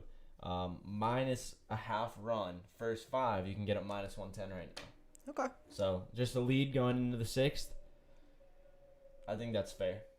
I think that's very fair. Because I'm a little. I was thinking maybe a first 5 team total overs. I don't know who's gonna score. But Yeah, I think they can yeah, put we up don't- 1. That's all you need to hit a minus a half. This you is need true. 1. This is It's true. a minus 110. I like those odds on that. I That's how I'm feeling. Because I don't want them to go into their pens either. I don't trust either of these bullpens. Yeah, no, God no. So if we God, can keep no. it in that first half, God, keep no, it these bullpens contained are in a terrible. somewhat controlled environment, you know. I think I've got to stick with my just keep it simple, stupid D-backs money line. I do Yeah. think they win this game, especially Yeah, when I don't Texas took mind the that. one yesterday from them. This should be a split series with how ridiculously inconsistent these two teams are. Yeah. But I do like that game total under as well. That might be something that I look for. Maybe the minus 1, dude. -1, what's it sitting It's at? minus 125. It's a lot more attractive than a minus 160. Yes, it is. Okay, we got a couple things to look at that game, but I like the Diamondbacks position. I like the under. It shouldn't be too many runs, especially if they. So the only reason I'm worried about the over in that is because Kohei Arihara, if he gets shelled in 3 innings for like 5-6 runs, but it's also the Diamondbacks we're talking about here. Like, come on, it's the Diamondbacks. D-backs. I want my baby back. Baby back. Anyways, 6:10 is our next game of the night. We got Joe Ryan on the mound for the Minnesota Twins at +110 on the road against the Cleveland Indians, going against Tristan McKenzie, who's at -130 at home. Minnesota Twins, as underdogs yesterday, as they normally do, somehow pulled off a win. I don't know what this team's fucking problem is, but they win when they're not supposed to. And they lose when they are supposed to win. Joe Ryan's 0-1, 5.4 ERA with a .8 whip, 211 on-base percentage, but he's only given us 5 innings this year. He pitched for the first time on September 1st. He has never pitched before that. He had a decent outing. 5 innings pitched, 3 hits, 3 earned runs, 5 strikeouts, 1 dinger, 1 walk. A good stat line for someone who's pitching for the first time. Tristan McKenzie is 4-5, 4.62 ERA with 1.11 whip, on-base percentage of .277, except that this man has been fucking dominant since the All-Star break. 3 games after the All-Star break, not so good, but then since then he's been unreal. Strikeouts way up. Earned run 1, 1, 0, 2, 3, 6, 2, 5, 0, 1. All across like 7 and 8 innings now. They're letting him go further and further. Strikeouts are up. What is Tristan McKenzie's strikeouts today? I can tell you that. Please do. Home runs, not. In the last 3, he hasn't given up a home run. Before that, he was giving up some. Walks down. It's over 5.5 at -140. God, fucking fuck. They've been really juicing these strikeout overs. Like, really juicing. I got them. Savali's at +135 yesterday. Yeah. That was beautiful. Because, I mean, I had to buy up a whole strikeout, but it hit. I see. I didn't even know you could buy up strikes. It was just the line that I was offered. I didn't have the Okay, 3.5. you got Yeah. that. But Tristan McKenzie is a beast. I just think the Cleveland Indians win today. That's really all I've got for this one. Cleveland Indians bats have been really good, minus yesterday. The Twins, I can't remember the last time they won 3 games in a row, which means they're bound to lose a game here very shortly. I just think the Cleveland Indians are a better team at home with a better pitcher, with a better bullpen, with better bats. Shouldn't have better bats, but do have better bats, as of recent at least. I think I gotta go. Wait, Cleveland no, Guardians they have money. some sort of crazy streak going, right? what's like 20 straight games with a home run. Really? I didn't know that. I don't know if that broke or not. Minnesota or Cleveland? Cleveland. They had to have broken yesterday because they didn't score a run. They didn't score. They did not score a run yesterday. Did that really? If that ended it. Yeah, it was up until. Wow, I will say earlier. I will say that Minnesota has had Cleveland's number this year. In their past 10 matchups, Minnesota's won 7. Wow. Yep. They've also been at home for 6 of them. But they won some on the road as well. I still think Cleveland Indians. Tristan McKenzie's a beast. Big fan of Tristan McKenzie. Especially since the All-Star break. He's been nuts. I do want to see player versus batters data on the D-backs game. And, oh, there is no. Okay, cool. There is no on that one. Yeah, it was snapped yesterday. Up until September 6th, they had a home run in the last 20 games, which is a franchise record. Damn. Wow. I will say Tristan McKenzie pitches lights out against most of the Twins. Polanco hasn't gotten a hit on him. Luis Ariz hasn't gotten a hit. Max Kepler hasn't gotten a hit. Miguel Sano hasn't gotten a hit. The only two that have gotten a hit is Rob Ruffsnyder and Ryan Jeffers, who probably will not make many appearances on the plate today. Josh Donaldson doesn't have a hit against him. Yeah, I would say Indians' money line is pretty solid today, especially going against Joe Ryan. But we move on. I really just placed a bet on a Twins game. I wrote it down. Sean. I wrote it down on a Twins game. It's on the post-it note. That's scary. It's scary stuff. 6:35 tonight. We have Matt motherfucking Manning on the mound for the Detroit Tigers at plus 103 on the road, going against Mitch Keller and the Pittsburgh Pirates at home at minus 124. Matt motherfucking Manning is 3-6, 6.29 ERA with a 1.6 WHIP. On base percentage of .356. Earned run log 8-1-2-3-6-2-4-1-2-2. Matt Manning, you love to give up some runs. Strikeouts very inconsistent. Walks very high. Home runs sporadic, kind of low actually. We have no idea how long this guy's going to go out to pitch. He goes anywhere from 2 to 6 innings. Gives up anywhere from 1 to 10 hits. He has had a couple games here and there where he pitches very well. But for the most part, you can fade Matt Manning and be in a pretty good spot.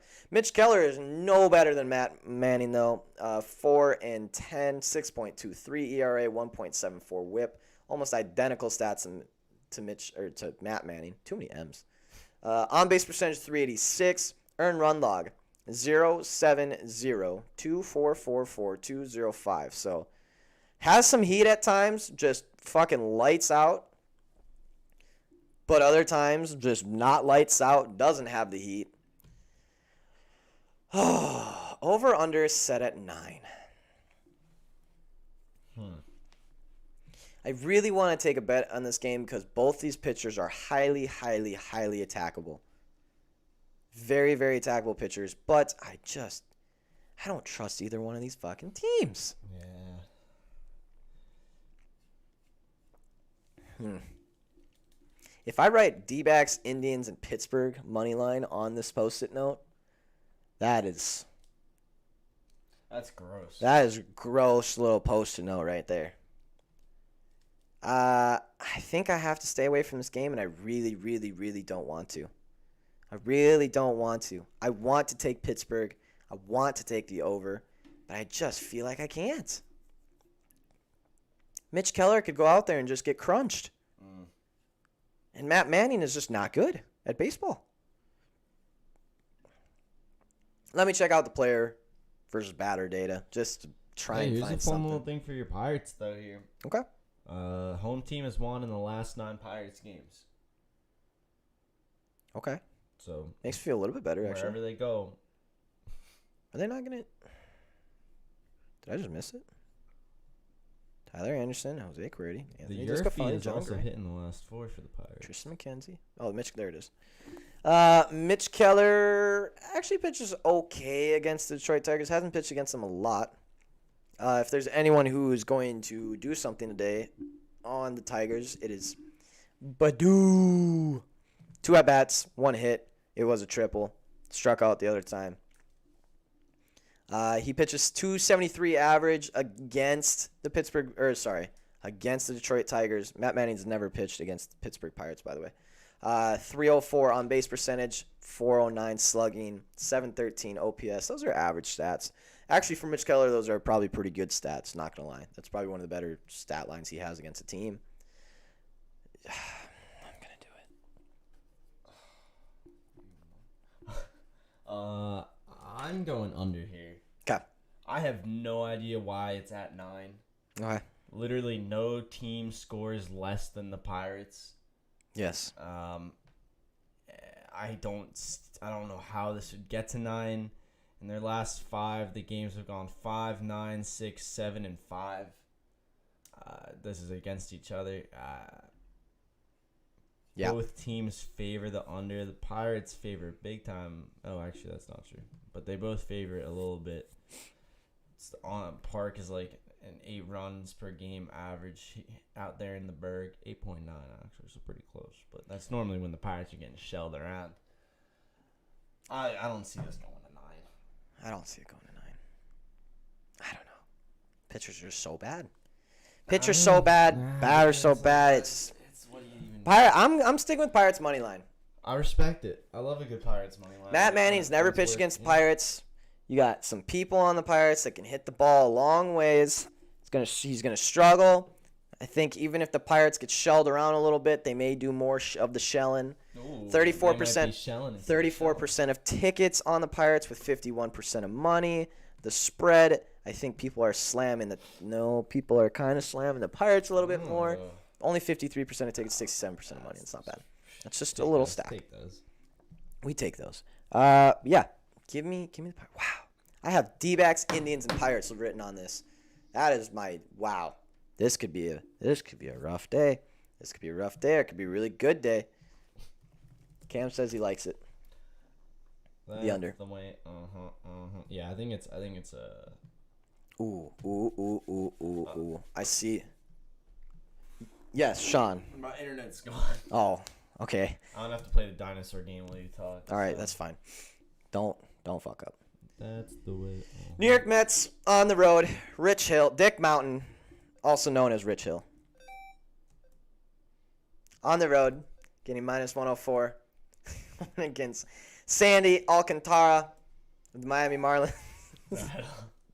Oh no, I only lost because the internet. Okay, it's back. We're good. This game looks like it's a pick'em with a very low over/under of 7. Is this a doubleheader today, or we just don't expect either of these teams to hit the ball, which they both did yesterday? Just a Mets line. God, I wish I would have taken that over yesterday. Anyways, Dick Mountain is officially 0-2 on the New York Mets with a 4.06 ERA with a 1.22 WHIP. He has not been very good until his last outing, actually, where he did very well across 6 innings, giving up 0 earned runs. But his game run log, 0.23, 2.30, 4.3, 3.3. So pretty consistent in that 3 range. Probably not against the Marlins. Last time he did go in against the Marlins, he gave up 3 hits, 1 run, 0 earned runs, 3 strikeouts, gave up a walk, no dingers. But Miami Marlins did win that game 4-2. So we move on to Sandy Alcantara. 8-13, 3.36 ERA, 1.12 WHIP, 284 on base percentage. His earned run log, 4.0121010. Wow. That was in Colorado. 0.33. So very sporadic, but when he's got his shit going, his shit is going. Like, he is a monster when he's locked in. Dick Mountain can't say very much the same for. I would like to see our team totals in this one. I think there might be something here. Oh, my itchy nose came back again today. Let's see what we got. It's got to be 3.5 for both of them, right? Yep. Correct. Minus 110 for the Marlins. Minus 115 for the Mets. Both at 3. Minus 120 for both on BetUS. Yeah. BetUS's odds have gotten worse as the year's gone on. As the season's gone on for MLB. Remember, they was really good in the beginning, and I feel like it's gotten a little bit worse. It'll be interesting once NFL comes around to see how their odds are. Because I may start using BetUS a ton again if football odds are better, because that is one of those places that you have to shop your odds a lot. Over-under set at 7. Damn. I wish the Marlins were at plus money today. I really do, because I think they could win this game. The Mets have won 8 of their last 10 games. Wow. And all of them have been against either the Miami Marlins or the Washington Nationals, which is not that impressive. But they still have won 8 of their last 10 games. They've also gone over in almost all of these games as well. I think I like the over. Over 7. I'm going to do it. I'm going to do it. The madman. I'm going to do it. The absolute madman. I have to. I stayed away from it enough days, and now I want to let it fly. I want to let it fly. I want to see what the money is on this game. Actually, Marlins are getting 60% of tickets, 73% of money. Spread. Marlins getting 36% of tickets, 97% of money at plus 1.5. If there is a day that you do not take the alt line Marlins or the money line Marlins, this is probably the day. The day that they get stacked on a little bit is probably the day that you don't take them. True. But we move on. I like the over. It's just 7 is so. It's very low. It's one of so those ones where low. you look at that number and you say, That forget everything else. that could get hit. It's an MLB game between 2 MLB teams. Get Very 7 well runs. over Yeah, 7. 7 runs. Moving on though. Also, that alt line means it's at 5.5, which is actually might even be 5 with the 7 line. Next game, Alek Manoah on the mound for the Toronto Blue Jays at plus 107, going against Lewis Gill and the New York Yankees at minus 116. The Toronto Blue Jays absolutely made the Yankees look fucking stupid last night. Just made them look stupid.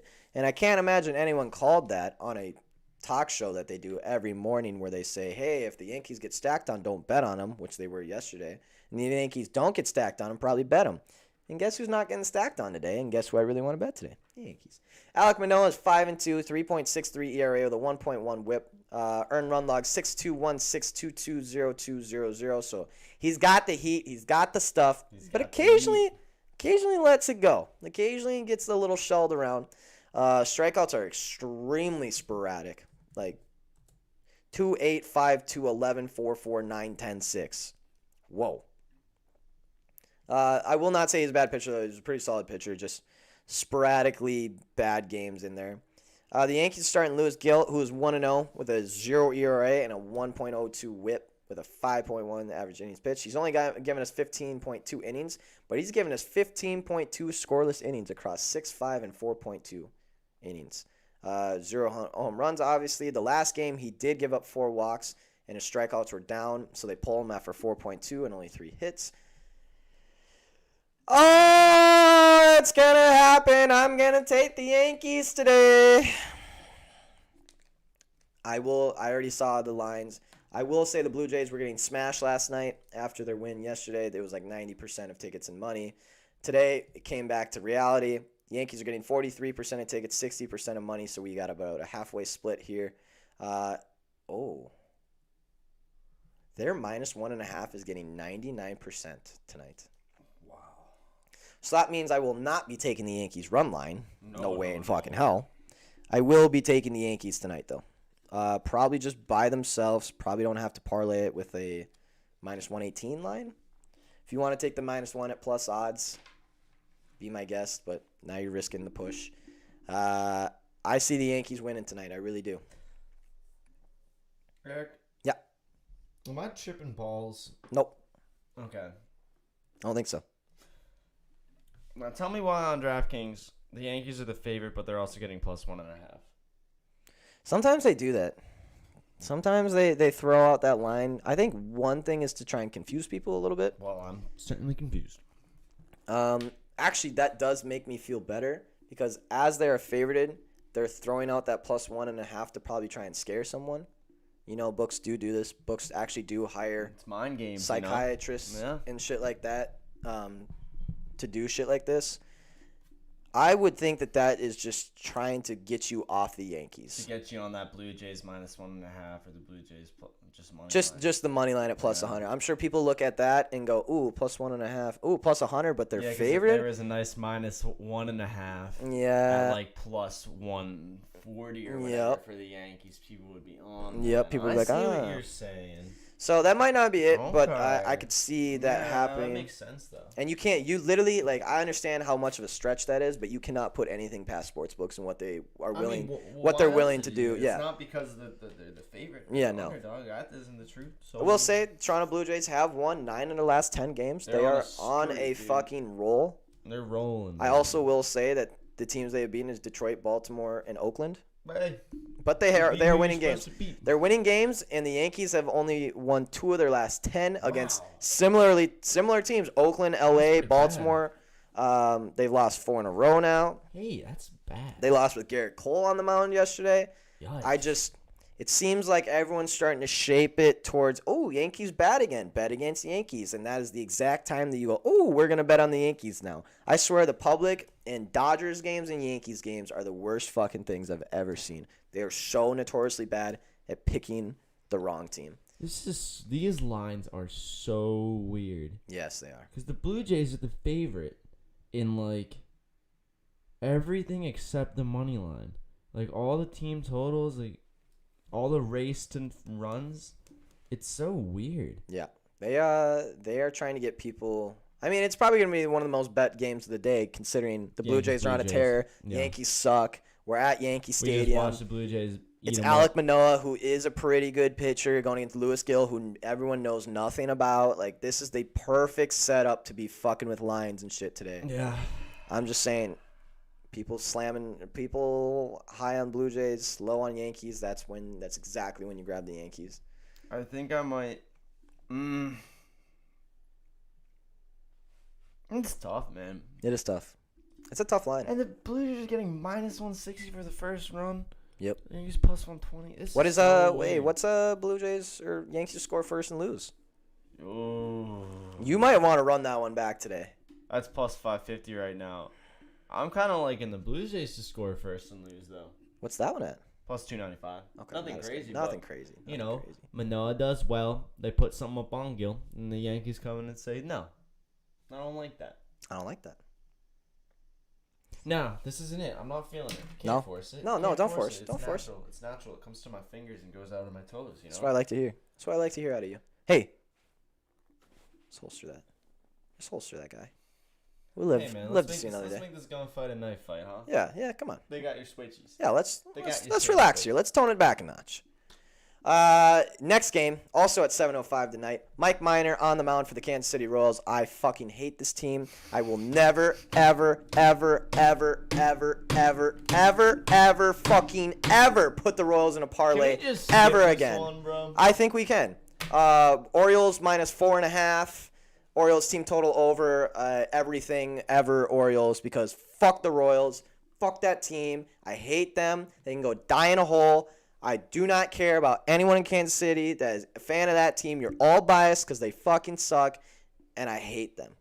Mike Minor sucks at baseball. He gives up 3 or 4 runs every single time. He gives up almost a dinger a game. He can't strike anyone fucking out in his last 3 games. He's given up walks. You got Matt Harvey on the other side, who also sucks at baseball, giving up 4 and 3 earned runs a game. And I guarantee this game still goes under because neither team can hit the fucking ball. I hate this matchup. I hate everything about it. Baltimore is pissing me off. Kansas City's pissing me off. I don't like either of them. Yeah, I got nothing on this. I'm moving on. Fuck this. I don't even want to talk about it. Whoa. Oh, shoot. Uh-oh.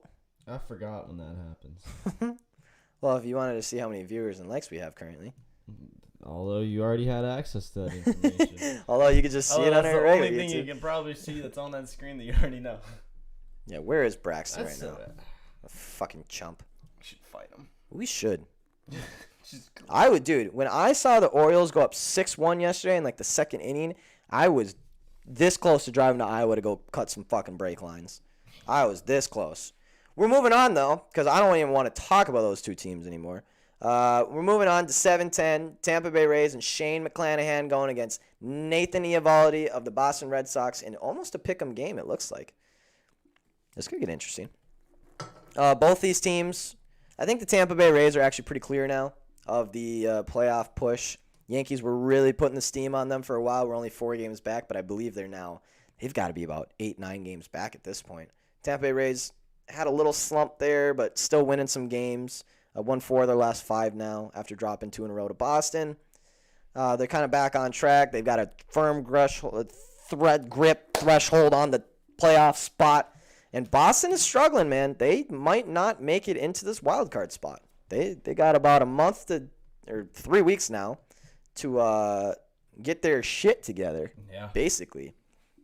Shane McClanahan, great pitcher, 9-5, 3.76 ERA with a 1.32 WHIP, 316 on base percentage. Earned run log 4.2, 1.23, 1.3, 1.33. So definitely not a Rays ace by any means. We give that to Mr. Drew Rasmussen for sure, who just once again threw a lights out yesterday. Thank you, Drew. I will say, though, that these games later on in the games have gotten fucking wild. I don't know what's going on with the bullpens of both of these, but there's some runs happening later part of the game. Boston got up to 7 yesterday, even being down 12-1. And we all know what happened 2 days ago when the Rays just came back from the dead to beat them. And I'm not answering that at the moment. You can wait on that one. So, yeah, good pitcher. Definitely lets up some runs. Not a big dinger guy. Lots of strike. What is Shane McClanahan's strikeouts today, actually? It's 5.5 and minus 125. Really? Really? Strikeouts his last 10 games, 8-4, 8-6, 8-7, 6-5, 5-7. Last time he went against Boston, he got 8. The time before that, he got 7. Nice. And that's really 5.5. Give me a little Shane action over 5.5 Ks. I think you gotta just take the Rays here too. I would assume I'm gonna jump into Nathan Eovaldi real quick, who's 10-8, 3.73 ERA, 1.17 WHIP, 5.2 average innings pitched, 292 on base percentage. Earned run log 3.202175.215. So it seems like in his last 5 games, he's really coming into control. He's striking out a lot more. Still letting up a bunch of dingers. Walks are down. But I'm kind of with you here. Last time he pitched, he went 7 innings against Tampa Bay. He only gave up 3 hits, 1 earned run, 10 strikeouts. What's his strikeouts today? It was 6.5 at plus 110.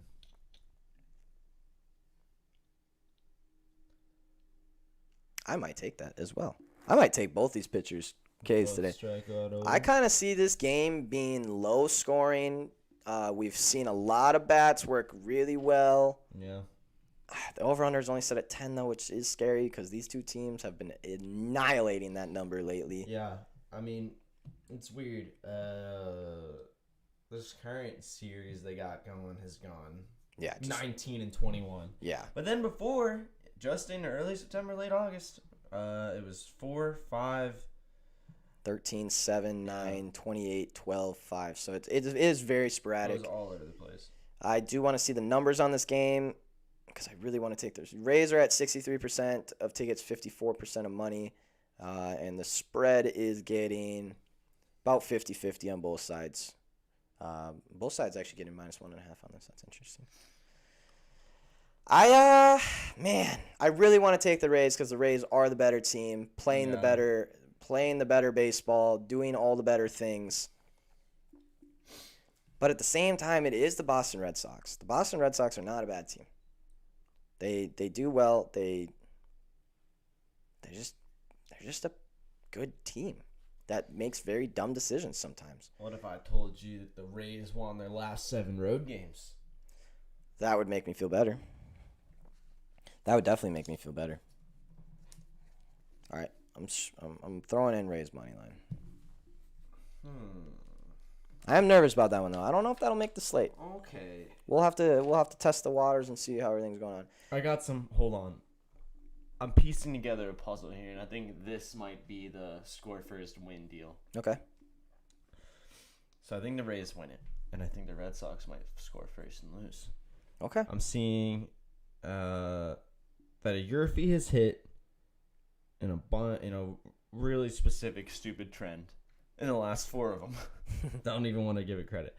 But Rays have trailed after 3 in their last 5 Wednesday games. But even that, just for context, they can trend after their trail after 3.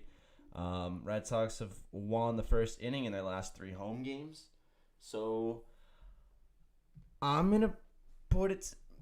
And I think both pitchers are good enough starting that I don't see the Rays immediately start shelling them or nothing. Yeah. So let's see what it's at, actually. Red Sox to score first and lose at plus 500. Is that the one you're... That's the one. We don't. That's the one?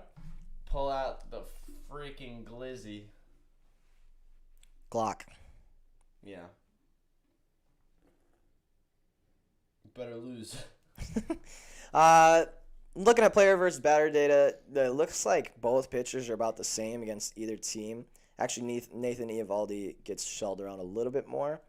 If there is something that you want to take for props this game, it is Joey Wendell. Total bases over. This guy has Nathan Eovaldi by the fucking nuts. 14 at-bats, 6 hits, a double, a triple, and a dinger. Only 4 strikeouts at 14 at-bats. 6 runs, a ribby, 2 walks, slugging .857 on the guy with over a 500 on-base percentage. Give me Joey Wendell over total bases today. And Brandon Lowe. No, not Brandon Lowe. Joey Wendell might actually hit a dinger today, too. I like both of them. Austin Meadows is another one. Austin Meadows. Nice. Cedric Glizzy. No, just no. Cedric Mullins homer? Okay. I can see that. But we move on from that game. I think we talked about that one enough. It was a fun game to bet on, though. Boston and Rays games are both very fun teams to bet on. And when they play with each other, it's just even better. Next game of the day. The Washington Nationals with Sean Nolan on the mound at plus 179 on the road going against Tuki Toussaint. Dookie. At home, getting minus 215 for the Atlanta Braves. Sean Nolan 0-2, 5.71 ERA, 1.67 WHIP, 4.1 average innings pitched. He's only given us 4 games this season across 17.1 innings. Not been bad. 5 or 6 hits a game, 2 to 4 earned runs a game across 3 to 5 innings. He's given up a home run in every game except for his last one. Walks, not so many. Strikeouts are okay. Just give me the Braves to win today. That's all I got to say. Tuki Toussaint is a solid pitcher. Braves are getting 81% of tickets, 79% of money. I'm sure their spread is getting 89% of tickets and 98% of money, but I'm still taking the Braves to win today. Game yesterday got a little hairy there. Not going to lie. Nationals had a little comeback there, and but Atlanta said, no, friends. You're going to lose this game. Just don't you worry about this. I do want to see player versus batter data. Oh. What we do? Okay, I can't fade Nelson Cruz either. True. Ozzy Albies over total bases today for sure. That man went off yesterday. What we doing today, boys? Big bong rips. Don't you worry about what we're doing today, Rondo. Good old Ozzy Albies has hit a dinger last 4 games in a row. Ozzy. All right, so Ozzy is what we're going for, I guess. Ozzy. I will say... You're supposed to oi me, dude. Yeah. I will say that Freddie Freeman should have hit a... Yeah, okay. Yeah. I will say that Freddie Freeman should have hit a fucking dinger yesterday, and he didn't, and it pissed me off a little bit. So I'll be running back Freddie Freeman dinger today. He's in his home ballpark going against a pitcher. It's not that good and hasn't seen him before. Freddie Freeman's going to do nasty, nasty things to that man. But yes, Braves to win. I think we can just leave it at that. Call it a day there. Move on. 5 games left today. 5 games. I'm not going to talk about the next one. What is the it? Reds Cubs. Yeah, we've been over this. We've gone through this. It's Vladimir Gutierrez and Alec Mills. The over/under set at 9. There's not even a line I like anywhere in that. It's almost a pick 'em with Reds being slightly favored. This is just no. You have to pay me to pay for this. Yeah. Yeah. In other words, if you gave me $5 To bet on this, I'd probably bet on $5. Yeah. $5 on it. But Fair. But I am. we're not hard-earned bankroll. We're not even going into this game, fellas. Everyone, stay the fuck away from it. Don't bet it. It's not worth it. The Cubs are bad. The Reds are bad. Both these teams could score 10 runs out of nowhere. Both these teams could let up 15 runs out of nowhere. Don't do it. You know, not worth it. We've been ignoring this game, and we're undefeated on it. Yep. But this whole series. Damn fucking right we are. And we will continue to be because everyone lost money on the game yesterday, and everyone lost the money on the day before that. Yep. Now a game that I do want to bet on. Ooh. 740, Kyle Gibson on the mound for Philadelphia Phillies at plus 139, going against Freddie Peralta and the Milwaukee Brewers at minus 166 at home. If you don't know what's been going on in this series so far, It's something else. September 6th, 2 days ago. 2 days ago, Philadelphia Phillies beat the Milwaukee Brewers 10-0 with Zach Wheeler on the mound. Yeah. The guy's been getting shelled around consistently. Brandon Woodruff was on the mound, guy who has not been getting shelled around consistently from the Milwaukee Brewers, just whatever. Yesterday, Milwaukee Brewers turn around and beat them 10-0 with Aaron Nola and Eric Lauer on the mound. Just doesn't make any sense.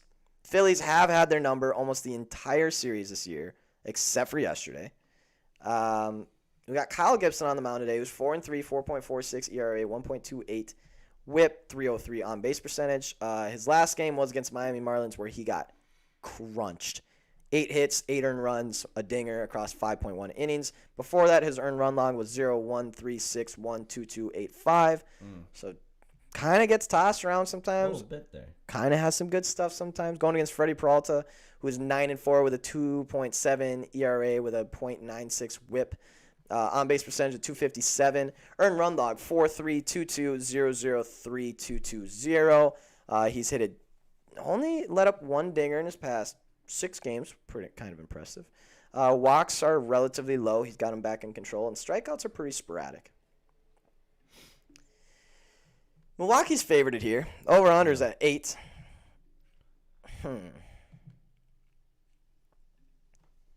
Philadelphia Phillies team total over. Am I crazy? Is that what you're feeling? Am I crazy? I don't know. You might be. Am I crazy? Money line. Let me see where the money's at. 55% of tickets on the Brewers. 86% of money on the Brewers. Mm-hmm. I don't trust Kyle Gibson worth a shit. No, I wouldn't. I also don't trust Freddie Peralta worth a shit. Not really worth it either. The game total over? What's it at? 8. Juiced. Yeah. Oh, not so juiced on Not Bet juiced US. on Bet. What is it on DraftKings? Let's see. Yeah, about the minus 115. Stayed away from the over yesterday. Shouldn't have, because it hit. Even though only one team did it. I was more sticky. I wrote it on my sticky, but didn't put it on VIP. That's the problem. It always seems to be the problem. God damn. What do you have any inklings here? You have any feelings that you're feeling? I'm in the dark depths of DraftKings right now. Okay. You know what this would be? This would be a Brewers to score first and Phillies to win kind of game. You think? And I bet those odds are fucking nuts. I'm down here in the bowels of DraftKings, and I'm thinking perhaps take both the Brewers to win by 4 or more and the Phillies to win by 4 or more, just in case. Brewers is at plus 290, Phillies is at plus 600. Well, there's an idea. Because one of them's probably getting tossed around if it goes anything like the True. last two. I will say 72 degrees, 60% humidity, 12 miles an hour wind going straight fucking out. Beautiful day. Beautiful day over there in Milwaukee. Wow. Finally getting some nice weather over there. Oh, wow. Oh. Strikeouts for Kyle Gibson's been low. Yeah. Milwaukee does strike out a lot. You know, the games were so close, but that was back in May. Can we? What is? I truly want to know. What is Milwaukee to score first and Philly to win? Oh yeah, let's see. Am I getting you on that? Oh look, it just appeared. They listened to me. Brewers to score first and lose is at plus 650. That is the unicorn of the bunch. that is the juiced one of the bunch. Yeah, you got Brewers score first and win. Plus 140. Might not happen. Phillies score first and win. Whoa, that'd be crazy. Plus 220. Phillies score first and lose. Oh no, plus 280. Brewers come in here swinging, and the Phillies are like, oh no, we're gonna swing more. Plus 650. Hey, if I was a betting man that bet those bets, I would be taking Milwaukee to score first and Phillies to win. But I already shot my shot. Yeah, Got a holster. I'm going to jail. Yeah. They'll track that sound easily. I do want to play the over in this game. I might play it in an alt line, but I will not be taking it as a straight of any kind. I can't do it. I can't trust either of these two teams' bats. I can't. After the last two games, it's like, yeah, what the fuck are you supposed to do? What the fuck are you supposed to do? You can't gather anything from that. You cannot use a 12-0 win and then the other team getting a 10-0 win. You cannot use it. No. Useless. Useless.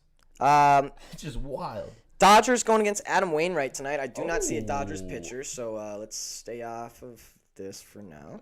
Because I didn't see. Is there a Dodgers pitcher? Do you have one? I know there's one. Yeah, I'm seeing Mitch White here. Okay, Mitch White.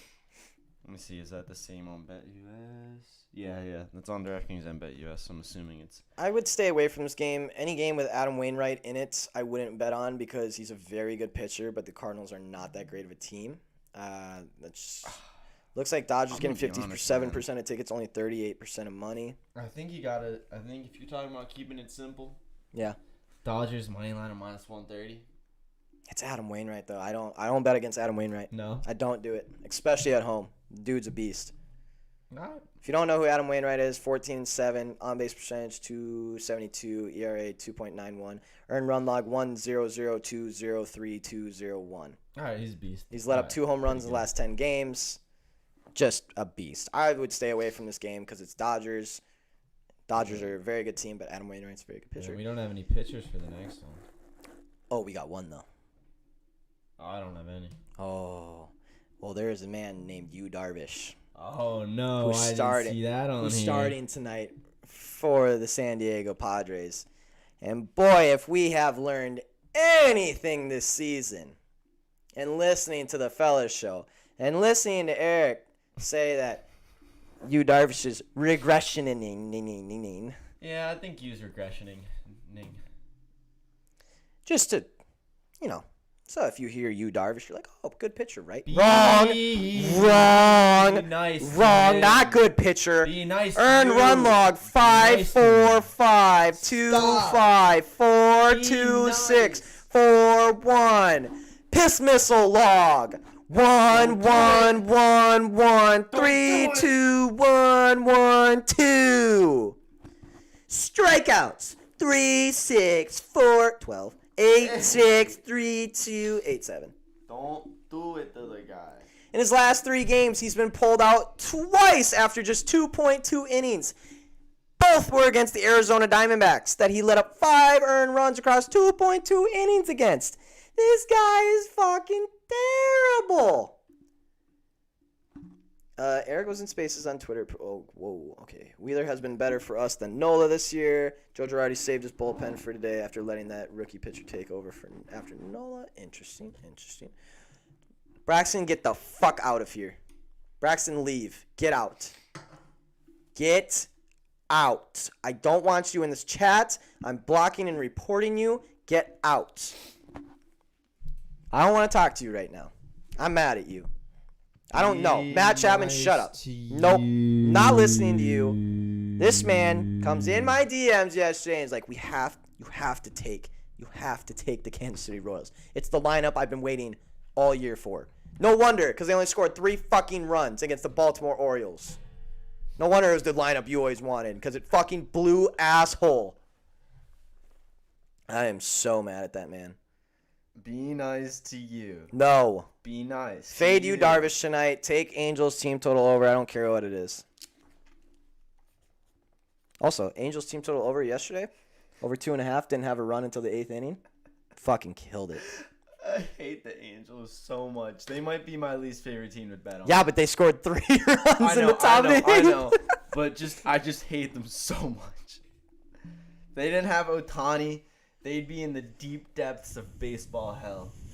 But they have the coolest dude ever on the team, so. Yeah, they do. Now, okay. if only we could just be nice to you. Then No! Okay. I'm not being nice to anything that Fraction says. Fucking. You was there, but now he's not there anymore. So if it is you, I do say take the Angels team total over. If you just slandered that poor man, he's not even starting. They might have probably watching this and they're like, He still "All right, deserves to we get gotta slandered. take him out." He We still can't deserves to play get that guy. slandered. Can't play that guy. Still deserves it. Absolutely Poor 1000% you, deserves Darvish. it. You little motherfucker. Poor you. Yeah. Sorry, you, but I'm taking the Angels team total over for a second night in a row if you are starting tonight. I promise you. That brings us into our last game of the day. What happened? It's our last game. Oh, I was like, what? I just saw a mouse. Dallas Keuchel and the Chicago White Sox on the road at plus 155, going against Frankie Montas and the Oakland A's at minus 170. Does this line not make sense to anyone else? 11-9 Frankie Montas, 3.68 ERA with a 1.19 WHIP. Frankie's got a nice 300 on-base percentage across 156 innings. Earned run log 3.003130.321. So actually, Frankie's been pretty good. Only let up. Frankie Nunez pretty good. Yeah, Shame not he bad. Can't remember filming Malcolm in the Middle, but He can't. yeah, do you know he has long-term memory loss? Really? So he can remember like recent days, but he can't remember like his childhood at all. Holy shit! Pretty I didn't know. sad. That is kind of sad. Frankie really doesn't give up many home runs. He gave up 2 the last game, but he hasn't given up in 8 out of the last 10 and only given up 2 in two different games. Dallas Keuchel is 8-8, 5.22 ERA with a 1.45 WHIP. On base percentage of 339. His earned run log 5.562425.421. Yikes, Dallas. That's a struggle and a half. What is a Oakland team total runs going for today? Let me tell you, old buddy. I'm gonna guess it's 4.5, and Chicago's getting 3.5. Old buddy, old sport. I can tell you what's going on here. Hold on. Maybe I can't. Ow. Looks like a loading symbol. I don't know what that Ow. means.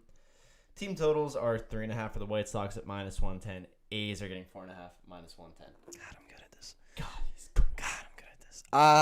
Can I know what Frankie Montas' strikeouts Oh, are? I have it on the Tigers game. What is wrong with What you? is I'm wrong sorry, with everybody. you? I'm sorry, guys. That's not very informative. All right, there you go. Sorry, what was the question? What is Frankie's strikeouts at? Frank's getting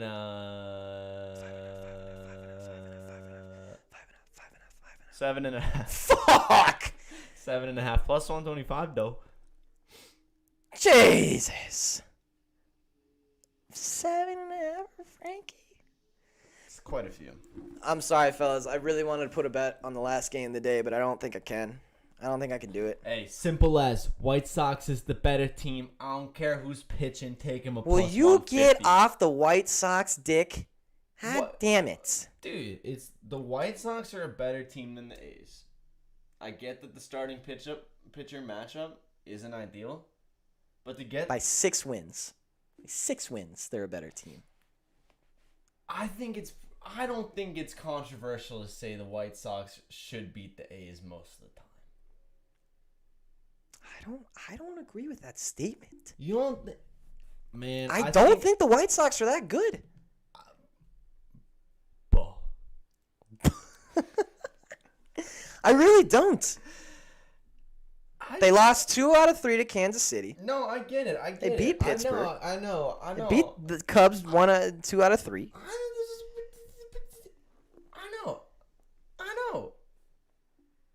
I guess I could give you that the Chicago White Sox are a better team than the Oakland A's. You know, it'd be a great bet today. The Oakland A's to score first and the White Sox to win, because I bet Dallas Keuchel lets up a run, and then the White Sox come back and win this game. What is it at? This is not me hopping on the White Sox. You know, Yeah. I like when a team that's good gets a heavy Underdog. Yeah, a plus 150. Even if it was like plus 120, I'd be like, Plus 150 is good value for a White Sox team right now. This is true. Let's see. But yeah, I started playing Tap Sports Baseball on my phone because my brain's dying.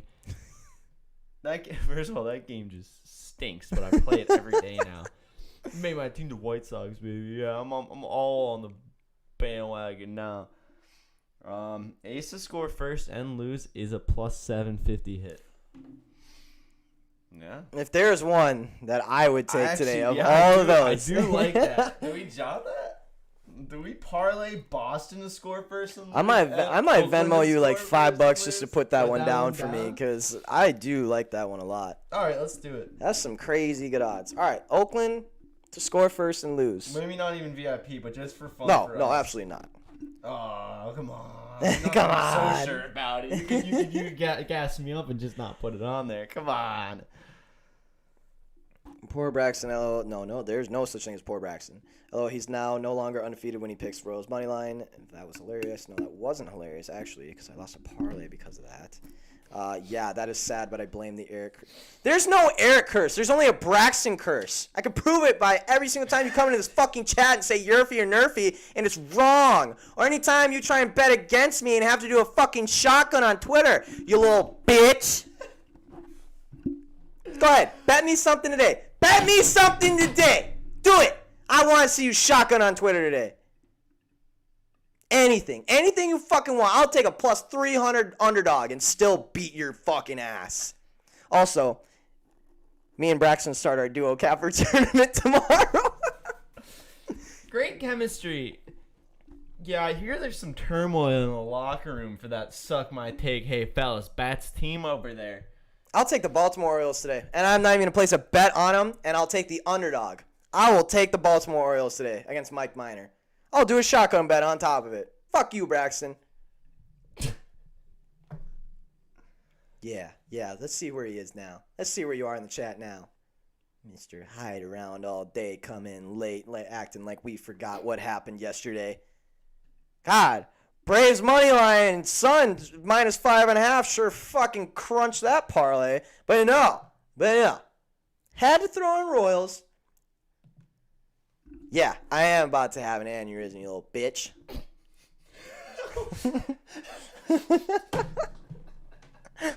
That's a great one. I gotta write that down. That's gotta go on t-shirt.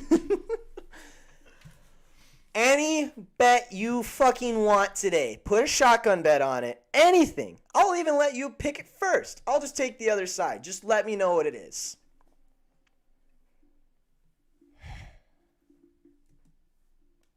I'm going to stomp on this man tonight. No, I hear you, bud. I hear you. But I'm going to stomp on this man everybody, tonight. we gotta settle down. Settle down, everybody. I don't want to. Calm it down. I got a present. For you, Eric. It's a monkey playing guitar. I see that.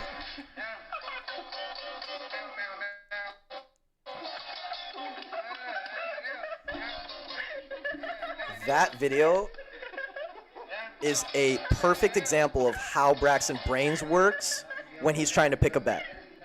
There he goes. It is literally Braxton sitting on his analytic computer, just going,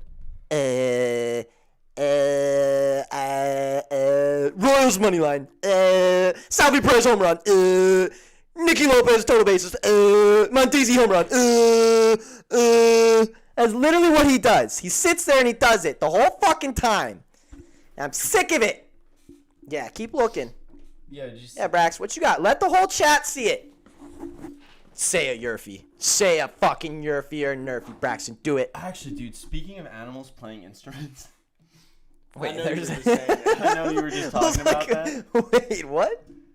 There was this rat that played the harmonica. Really? Did you see this, dude? No, I didn't. They made this little rat. They gave him a rat-sized harmonica, and my dude's just playing some. Oh yeah, you're real positive yesterday. Real positive on that Royals money line. I wish I had the. Dude, my guy's just playing some. I don't know, just some classic blues. He's very talented. Turn this volume up so you can. This is why we need Sean on the show to bring things down a notch. Everybody calm down. This rat can play the harmonica.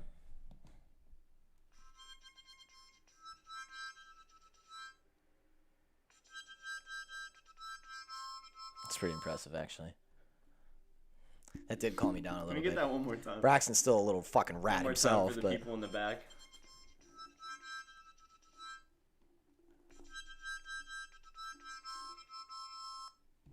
Come on, that's beautiful. That's a beautiful. Come on, he's a all right, rat. I've calmed down slightly because of that. It's like this big, and he just Yeah, plays so it is off. Braxton's. I've had enough of this fucking kid. Oh, I was so angry. You should have heard me in that Twitter Spaces yesterday. I got in there as soon as Baltimore hit 6-1, and I was like, this motherfucker.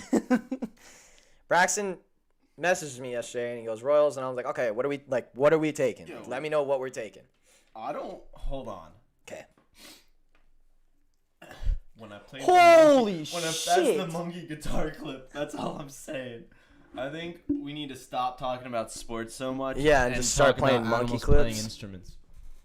I wonder if a fish has ever tickled the old No, ivories. I'm not done with my conversation, by the way. I know. Well, I have to interject. Well, I am still you upset. Can you get like 2 minutes of rage, and Okay. then I'll come in with an animal playing an The thing is, I 1,018% blame Braxton last night. But I'm more mad at myself for listening to the stupid fucking kumquat than I am about him actually picking the Royals, because I should have known. It's Braxton. Of course he's going to pick the Royals 95% of the days that they play. And of course he's going to say Salvi and Nicky and Mondesi and whatever, every guy that he has his ass a screensaver on in his fucking phone. And I'm still waiting from a bet for Braxton. Still. I have 2 whole sticky notes here. You can take the opposite of any of them and you'll lose. But no, I want him to pick it, because then it feels so much better when I'm like, okay, I'll just fade that one. The fact that I didn't put that Nerfy or that Yerfy on VIP the other day. No, not a prop. Stop with your fucking props. I want a run line, a money line, or an over-under. Give me something normal. Not Matt Chapman over 1.5 total bases.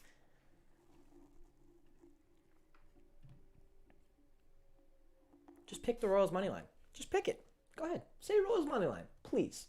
Give me a reason to cheer against the Royals today. Please, God.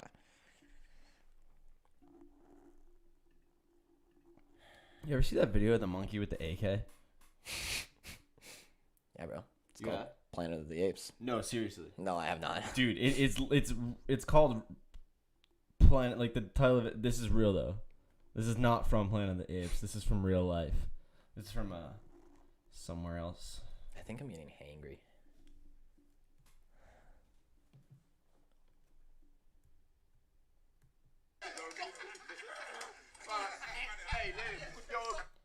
You got this monkey here. This is literally Planet of the Apes.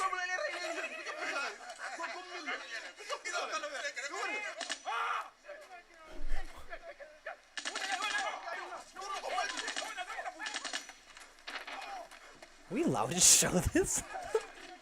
Look at the dude though. He's just like, he's a monkey, dude. He just won. The monkey won is the thing I'm worried about. I watched that video a lot. Stephanie, I'm glad. She was mad because BetMGM their book was down while she was trying to live bet. She's like, I better get a free bet about this, and she got a $50 free bet out of it. Nice. Go. That's solid. Oh, you put that on a home run prop parlay and you just slam it. Imagine hitting a $50 home run prop parlay. That's gotta be like $1,000 payout almost. I don't want to end the show because I still have not seen a Braxton Beal play, which it says shotgun bet next to it. I'm still waiting. I know he's frantically stressed and pulling every number he can out of his ass right now. And I honestly want him to. Just, hey, the best bet of the day, the one you're the most confident in, the one absolute lock that you know can't lose today, I want you to take it. I want it to be your bet. Because the one that you are most confident in to win, that is the one I'm most confident in that will lose. Wow. And I will... This is some crazy I will shotgun a fucking seltzer. games, That's how confident I am. All right, I might not shotgun a Celtics because last time I did that on Twitter, I puked literally 3 seconds after the video ended. Hey, I wouldn't put that much confidence in me, but I appreciate it. Just kidding. Yeah, it's actually, while we're here. I do want to check that out. I would put that much confidence in you. No, I am. Hey, if there's one thing The man has had to sit here for the last 3 months talking about baseball and shit. He's just been itching to talk about a sport that he genuinely knows. I know. Hey, Shotgun I was a Four never Loko. a baseball guy, but man, I've really started to love baseball. I really like baseball. I think I might like it more than a lot of other sports right now. It's pretty fun. It's pretty fun. Gotta say. NFL futures bets. I did lock in my Tennessee Titans to win the Super Bowl. Did you now? I did. I did a whole little parlay of my division winners. I've seen a lot of people doing that. Yeah. Torn between Indians, A's, and Rays. Team total over 4.5. Fuck, I'm on the Indians to win. I'm on the Rays to win. Whichever you want. I'm gonna have to go against one of my own bets today. That's fine. That's a win-win situation. Yeah. Actually, can you pick the Rays team total over? Because I feel like the under might hit in that game, and I have the Rays money line. So that would be great if the Rays won 4-1. That'd be crazy. But you guys can both win that. I'll wait. Dude, when are we gonna stop and you guys can just fight and then kiss? I mean, Never. No. Oh, fuck. Actually, the Rays team total over 4.5. Okay. Fine. I don't even care. What's the under on that? Now I want to look. Fuck, that's a solid bet. That's a good bet. Oh, man. I don't care, though. The fact that you said it means it's going to fucking lose. Oh, just so we know. Thursday, I'm thinking Tom Brady under 306.5 yards. And I'm thinking Dak Prescott over 293. Okay. Lock him in. Yeah. So Braxton's taking the minus 125, and I'll be taking the plus 108 for the under Rays team total. Shotgun bet on the line. You heard it here first. Braxton might get his first win. He might get his first shotgun win. Probably not, though. Ew. Ew. All right, fine. I will be still rooting for my Tampa Bay Rays today, just to score under 4.5 runs at plus. And I'm gonna, you know what? I'm gonna take it as myself. I'm gonna lock that in right now. Bleep, bloop, bloop, blop, bloop, blop, bleep. Under 4.5 plus 108, locked in. Oh, yeah? Oh yeah, right there. You saw it happen.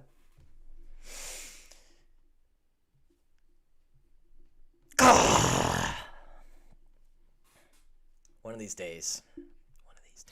Division specials. Whoa. I didn't know this. What? You can do total wins by division. So, like, NFC North teams total week 1 wins.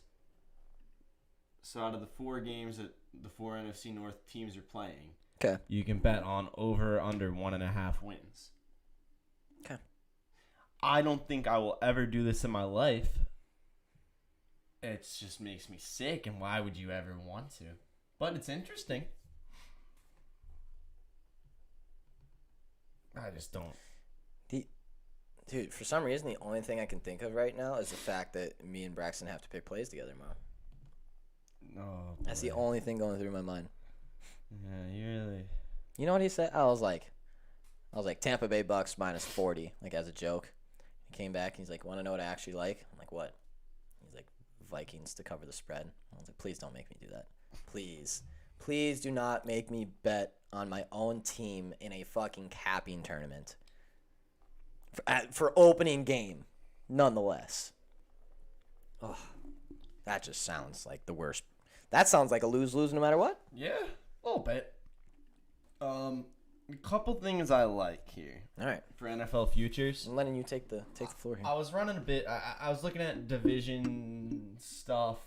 And you know what? I decided with the expanded playoffs that I think to make the playoffs is going to be where you can get some real dogs. Okay. Because you only got 8 teams that can win a division, and depending division by division, some of them are it's really just it's tough to call. Yeah. You know, and a lot of time good teams don't even win their division. Yeah. If you just you start 1 and 2, that might be your division, but you could still win the Super Bowl. Tampa Bay Bucks did not There win you their go. division Nope. last year. They're playing a second place schedule. Keep that in mind. So to make the playoffs, first 3, no, don't worry about them. Don't worry about them. Steelers to make the playoffs is plus 160. Wow, really? That's one that I personally like. I'm higher on the Steelers than I think most people are this season. Yeah. You are. I think people have been coming around on them because there were some serious people. They were just getting dogged. Like people just put that, and I do think the AFC is a little bit more up for grabs in those extra playoff spots than the NFC is. Yeah, it's top heavy, and then once you get past like 3-4, then it's like there's a chance. NFC seems like it's not locked in stone who's gonna make it, but like there is a clear there's cut. like 10 teams. Yeah, there's those teams that are going. See, I mean, this is what I'm talking about. The Steelers to make the playoffs is plus 160. Yeah. The Patriots is plus 115. That's pretty crazy. So Steelers, I wouldn't touch the Patriots one. Who knows? Same with the Ravens to make the playoffs is. I'm sorry, that was flipped. I see. Okay, they flipped it on me. Okay. I was about to say plus 230. That's for no. Don't worry about the Jets. Football team, I kind of like them at plus 135. Not enough, quite enough juice for me because I think it's very realistic the Cowboys win that division and we don't have any wild cards out of there. Yeah, it is realistic. So. Brax said he got Cardinals at plus 175 to make the playoffs. I like that, and I am someone who is higher on the Cardinals than a lot of other people, but I love that line. I think like a Cardinals in Pittsburgh to make the playoffs at what plus 450, for sure, 500 almost. That's a hell of a good. That's just great value. Seahawks at minus 140 to make it. I like that even with the juice. Wow. Because they're just the Seahawks. And until they're not the Seahawks, they will continue to be the Seahawks. If Russell Wilson is their QB, they have a chance to win the Super Bowl. That's the thing about the every Seahawks. single You year. can talk about maybe the running back situation, like is Chris maybe their Carson that defense guy? is The and O-line? blah, blah, blah. It's like, well, that's been the question for the last 3 years, and here we are. So let's roll with it. Cam said futures. I like the Vikings plus 110. Are we really at plus money? Yeah, to make the That's playoffs. kind of humiliating a little bit. I've been surprised how low people have been on the Vikings this year. And I get it. I'm a biased source. So I'm like, yada, yada, yada. But when you look at our team, we got better than last year. We did get better. It's a thing. It's a thing. Yeah. We have Justin Jefferson coming off a rookie season. Oh, yeah. Adam Thielen is still Adam Thielen. Dalvin Cook is still Dalvin Cook. O-line has improved slightly. Defense has definitely improved. We got half of our players back from defense that weren't playing last season. I just don't understand how you could. I'm like, hey, maybe we don't make playoffs, but I've seen people that have our record being worse than last year. I'm like, how the fuck? Like, no way. All those are between minus 105 and minus. Oh wait, sorry. No, wait. DeAndre Cam, Hopkins over 7.5 tuds is between. Wow, that's good odds. I like that. So Packers NFC North Division winner, Bills AFC East winner, D-Hop over 7.5 tutties, Trevor Lawrence over 3.5 rushing tutties, and Kittle over 5.5. What is that? Did you parlay that? Because that'd be a sick parlay. All those are between minus 105 and 120, except Bills are minus 140. Yeah. I think the Bills to win that division at minus 140 is a steal and a half. Considering we're talking about this team might like make a Super Bowl push. Yeah. And you look at their division, and it's like, who's gonna beat them? Yeah, no, there's gonna be a fight for second. I think that it'll be really interesting between the Patriots and the Dolphins. I think that'll be really fun towards the end of the season. Hey, and let's not sleep on the Jets this year. I just don't think it's this year. I don't think it is either. But like I said before, that's a 7-9 team with Sam Darnold and Adam Gase. They went 7-9 with Sam Darnold and Adam Gase. And sorry, they have what looks better than Sam Darnold right now. And clearly better than Adam Gase. And now they have weapons and everything. We could be talking about a 500 team here. And 500 in that division might just get you second place. Close to like 9-8 might get you there. 10-7 probably solidifies second in that division. Couple little ones I like here. I mean, the Titans to make the playoffs is minus 165 juiced, but should be way more juiced than It's that. only minus 165. Yeah, when you see That's like fucking wild. the Rams are getting minus 200 to make it, and we've never even seen them play with Matt Stafford. So yeah, I would take the Titans at minus 165 to make the free. That is playoffs. fucking wild. Yeah, that's disrespectful. Who else is like a ridiculously good value? Like, because you should be parlaying Titans with someone like. Who else is around minus 180? Well, I got some no's I like. The Dolphins not is minus 140 to not make the playoffs. Okay. I just don't really think they will. No, there's just too much competition. The in that Saints division. not to make the playoffs is minus 130. Not my favorite, but I think it's very, very possible they don't. We've kind of been on the same side of the Saints this year. We're like, I don't know about that one. I'm glad they're starting Jameis, but they don't. Michael Thomas being gone completely flipped me. Imagining that Saints defense with Alvin Kamara, Michael Thomas, and Jameis Winston just slinging ball, I was excited. Soon as all that Michael Thomas stuff and then question Taysom, is it Jameis? I don't see that going well for them. Isaac, anymore. I think that's the exact parlay I was looking for. Titans to win the division, Bills to win the division for plus 130. Yeah. But you're saying Titans to make the playoffs? Titans to make the playoffs is minus one. What was it? 165? Did I say? So what's the Bills to make the playoffs? Bills to make the playoffs is a lot better, and Okay. that's on account of their division. Yes. But still, even if the Titans don't win their division, they're Yeah, still they making the should fucking easily playoffs. The weird thing is, so they're minus 450 to make the playoffs. The weird thing is, the only people that really should be contesting the Titans in their division is the Colts. Yes. We can agree on. And the Colts, But the only way the Colts beat the, Colts Titans is are if a they go pick'em. 14-3. The Colts are a pick 'em to make the playoffs. They're minus 110 both sides, so you can take both of them. Take the Colts and the Titans. Wow. Add Packers to it. What's Packers to make the playoffs? Probably minus Ridiculous. $1 million. I just want to see these real quick. yeah, they're fun. Where's the pack?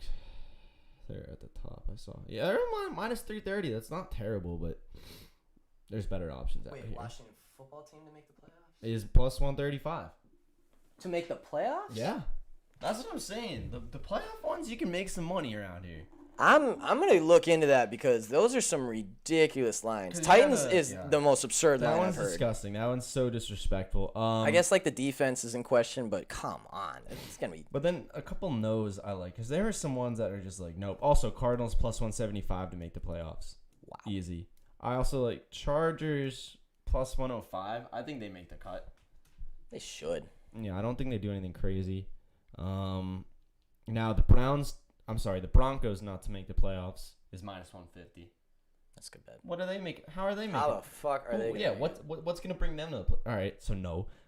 Saints no is minus 130. Dolphins no is minus 140. I like all of those for not.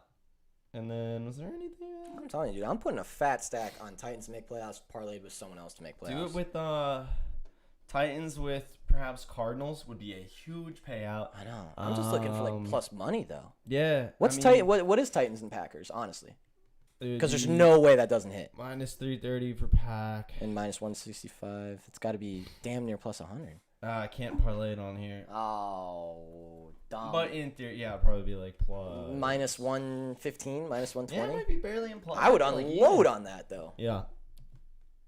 Yeah, But then no. it's like you can, dude. I'm telling you, you can do even better with some of these. It's ridiculous. That is a great comparison that Isaac just made. Titans are going to be a Big 12 team this year, putting up 50 every Sunday. Yeah, for real. Like literally going to be a Big 12 team who puts up 50 and lets up 30 almost every single game. Is the hype what's hurting them? Because I feel like at the end of last year, everyone's like, "All right, Titans are legit," and now we're coming to this year, and everyone's like, Yeah, they only added Julio and a better trust me. defense and got Taylor back and all I this am shit. the Like, ultimate Carson Wentz apologist. Okay. yeah. I have my MVP bet still locked in my DraftKings. I have my comeback player of the year after he got COVID and he got hurt still locked in, and I still have the Colts to win the Super Bowl, okay?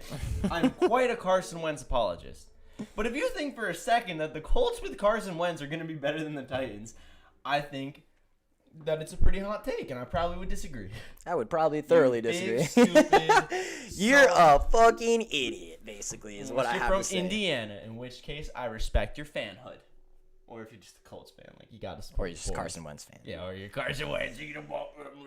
But no, I think we should definitely be looking at parlays for teams to make playoffs if you can on your book. Elixir DraftKings doesn't. DraftKings can't, but that's you go on one of those weirdo books. You put $165,000 on the Titans to make boat off the shore real quick. You can do whatever you want. I'm just saying, putting $165,000 on the Titans to make the playoffs to pay $100,000 is it's pretty good value. Yeah, what happens if you have closer to $165? $100 payout. Hey, double my bankroll. Yeah, I need this. All I know is I accidentally put all of the money in my DraftKings on that. Tampa Bay minus 74. So I'm even more excited for tomorrow than I would have been because I'll finally be able to use my you'll double your bankroll too. Yeah, but now I just have nothing. I went because I was going crazy on futures right before that. I had $50 left. I'm like, I wonder if it'll take 50. Oh, it does. Turns out the limit. So, as an Eagles fan, I can only root for Carson, so we get that conditional first-round pick. But I got Saquon comeback player of the year at plus 800. Oh, yeah. I actually really like the Saquon one. I only took it out of solidarity because, honestly, I thought Carson was going to be out for way longer, and I was so mad that my MVP bet was dead that I was like, I need another one. So, yeah, I don't even think it's realistic whatsoever, but I love it. But what if fans, this is going to be a year. It's going to be a year. But what if D. Henry gets taken out around week 2 or 3 with huge ACL injury? Think Titans still make playoffs without D. Henry? Absolutely, I think the Titans still make the playoffs without D. Henry. I get it. He's a special, one-of-a-kind talent, biggest running back we've almost ever seen kind of thing. But there's a reason that he has holes to run through. There's a reason he has space to run in. You need to understand that even if the Tennessee Titans had a dog shit offensive line, Derrick Henry would be a bad running back. You cannot be a good running back behind a bad offensive line. You can't do it. I don't care who you are. You can't. You can be a good running back for the situation you're put in, which there are some running backs across the league that are very good running backs that are in bad situations. But no, they would put in someone behind him who is maybe not as adequate, maybe takes away from some of the stacking 8 in the box kind of shit. But, dude, good luck stacking anyone anywhere against this team this year. I agree and I disagree at the same time somehow. I agree that there's a lot on that field to cover between AJ, Julio, obviously. There's a lot on that field to cover. However, Ryan Tannehill is not the quarterback he is without Derrick Henry on that field. Yes, I agree. So, but they've got the rookie Jeremy. If they need to pick ups, if it happens week 2 or 3, they go after Latavius or whoever's on free agency as a running back. 'Cause there's still probably going to be a good one out there. I can't imagine their whole season would crumble if Derrick Henry goes down. no, I don't think it crumbles. But Now, Super Bowl chances absolutely probably go out the fucking window. And then we're talking week 2, week 3. Do they still make the playoffs without Derrick Henry? I think they do. I really, really do. That team is I fucking just don't, good. Because at the end of the day, we're talking about 2,000 yards worth of production, and I don't see where you get that from. Yeah, but it goes 2,000 to 1,400 then. Like, whoever fills in still gets a 1,200 to 1,400 rushing season. You think that Jeremy McNichols rushes for Behind that 1,400 offensive yards? line, I absolutely do. When you got A.J. Brown and Julio sitting on the outside, and when you trade for Zach Ertz, too. Nah, dude. I don't think... Kareem Hunt to the Titans. That would easily Eric, happen. last year, 2 players ran for over 1,400 yards. There's Derrick Henry and Dalvin Cook. Yeah, I know. Hey, Dalvin Cook... Dude, you don't run for over 1,000 yards if you're some guy who comes in to replace Derrick Henry. You run for like 500, 600. And then you have 1,500 more yards of production to make up, and that has to be Ryan Tannehill through the air. So you just hope Julio hasn't lost a step, and you hope A.J. Brown hasn't lost a step, which is a little bad because they're both questionable coming into this first week. I'm just saying. 13-4 drops to 10-7, and you still make the playoffs. Do you? Absolutely. They might win their division at 10-7. Yeah, they might. I'm just saying. Derrick Henry is a lot of production to make up for.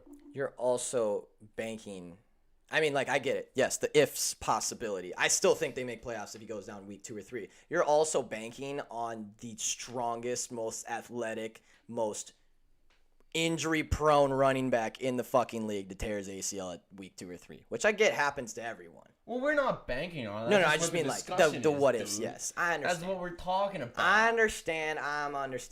I'm doubtful Julio lasts the whole season. They need to. Yes, I am also doubtful that Julio lasts the whole season. That'll be my one question. Honestly, I think the Julio pickup helped, but I don't think it's. Kareem Hunt to the Titans. That's what I was saying. That's pretty. Oh, sorry, it makes sense. Running back could get 1,000 yards again. I didn't say that. I think Kareem Hunt could rush for 1,000 on Titans. If he gets traded middle of the season, week 2 or week 3, I don't think he hits 1,000. Yeah, probably not week 2 or 3. But it would be close. All-purpose yards though. Yeah, because he can catch. Yeah, he can catch. Now, you said Latavius Murray, dude. He's a way different guy than Kareem Hunt. I think Latavius Murray's a fucking monster. He's really good. I've always thought he's a monster. He's fantastic. No, I love Latavius Murray, man. I really do. But I think if you're talking about production out of the backfield, Kareem Hunt's probably got him. Yeah, at this point in the career, right now. Right maybe now. Yeah. No, I don't even know if overall Latavius might have a better career when it's all said and done. But Latavius, I don't understand how you cut Latavius Murray. It doesn't. Yeah, I mean, I get really the pay cut and everything but like what that. What was he getting paid? I feel like he was on like a vet min or close to it. I think he's getting paid like 4.5 actually. But even that's for him, for a really, really solid backup. Yeah. Especially when you have Jameis at quarterback with no wide receivers. I just wanted to see Latavius' rushing stats because I feel like sometimes I'm misled. We're at 12:58. Can you tell we're excited about football? Yeah, it's so the year 2017 when he was backing up Dalvin Cook, 216 rushes for 842 yards. And he has yet to drop off that pace. He's actually gone up in pace. He's coming out of one of his best seasons, actually. That was his worst yards average per year when he did that, and he's only gone up since. Ooh, that's a fucking good year. Yeah, you're talking about averages, though. Yeah, I understand. Give him the ball, he'll show you something good, though. Oh, 100%. I have yet to watch the ball go in that man's hands and, like, something bad happen after. I agree. That's why I can't believe that you cut him. He's one of those guys that you see him run, and you say, wow, why doesn't he get more touches? Every time. You're like, oh, I feel like I never even see that. The chat is bringing up very good points. I'm very interested. Julio's played in 14-plus games in 7 of 10 seasons in the NFL. He has tweak injuries but rarely misses games. Last year could be the start of something, but I'll give him the benefit of the doubt. That's how I feel about it, too. Absolutely. But he's also been playing through injuries. Like, oh, yeah. Can't do that for that long, Very dude. true. Like, that is tough. I don't think really Le'Veon tough. Bell's worth anything anywhere. I think he's washed. Are you done on the Le'Veon Bell? I think he's washed. I can't decide. He just went from so good to so bad so quickly that it's like, I feel like he's still got to be something. Like, he's not even that old. Now it is a running back. And yes, I think that's a good point by Cam makes, especially when you're Latavius Murray and you've already started for teams and you've really not dropped off yet. You keep being backups for teams. And then someone comes up to you and is like, hey, as a running back who's already to take a pay cut? Yeah, they asked him to. And that's why he said no. That makes sense. That's what it came with. They asked him to take a pay cut. He said no, and they said, we have to cut you. And he's like, fine, I'm not taking a pay cut, though. As a running back, you definitely can't take any pay cut. You already have the shortest career span in all positions. I don't blame him for saying no. No, absolutely not. And if I didn't actually know there's a pay cut involved. If there's some backup running backs in the league that shouldn't be taking pay cuts, I would put Latavius Murray as probably one of the top of the list. Yes. I would say Kareem Hunt is probably up there, even though Kareem Hunt is very lucky he even has a job right now. Yes, but we also, in the same case, Kareem Hunt could be a starter, would be a starter if he not played kicker. Played kicker, yes. Leonard Fournette still has a job, but not Latavius. And that's my point. Like, how... Well, hey, Lenny... Playoff Lenny is definitely a thing. I get it. What's his contract like? Because it's decent. He's getting paid decent, actually. And that's the thing. Like, Latavius Murray. But did he just resign? Yeah, he just signed a 1-year, $4 million deal after winning the Super Bowl with them. Yep. Well, do you know what he got paid coming into that season? Because it was a decent amount. I don't think it was, dude. no one even wanted him. I think they didn't want him because of that contract.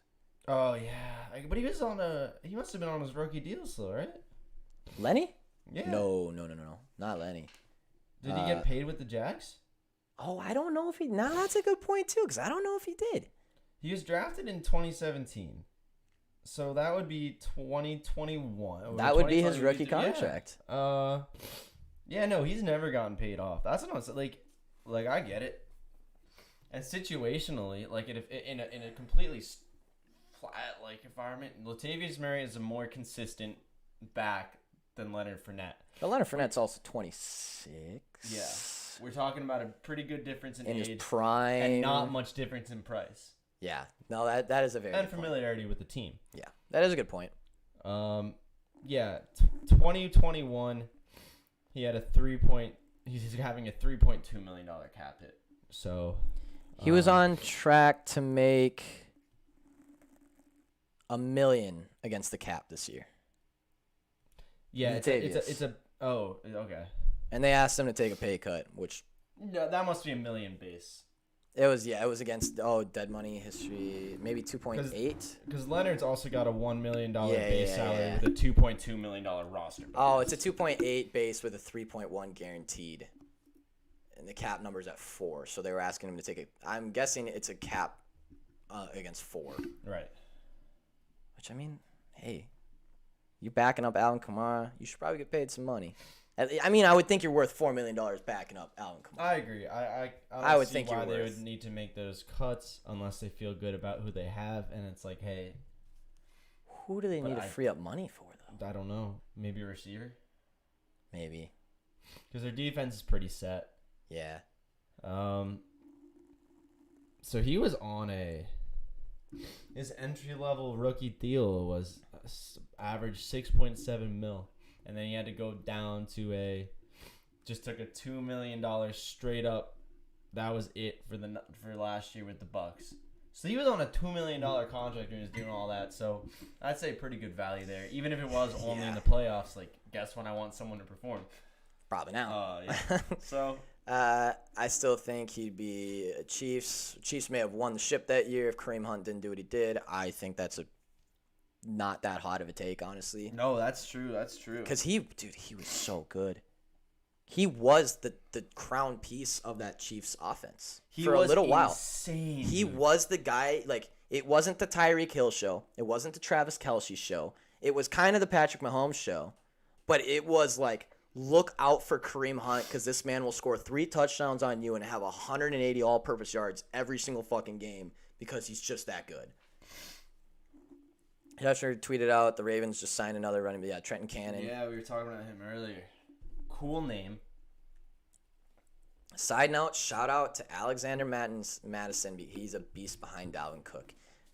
Couldn't agree more, except for we give that guy the ball in the worst situations I have ever seen. Like, that's Zim, though.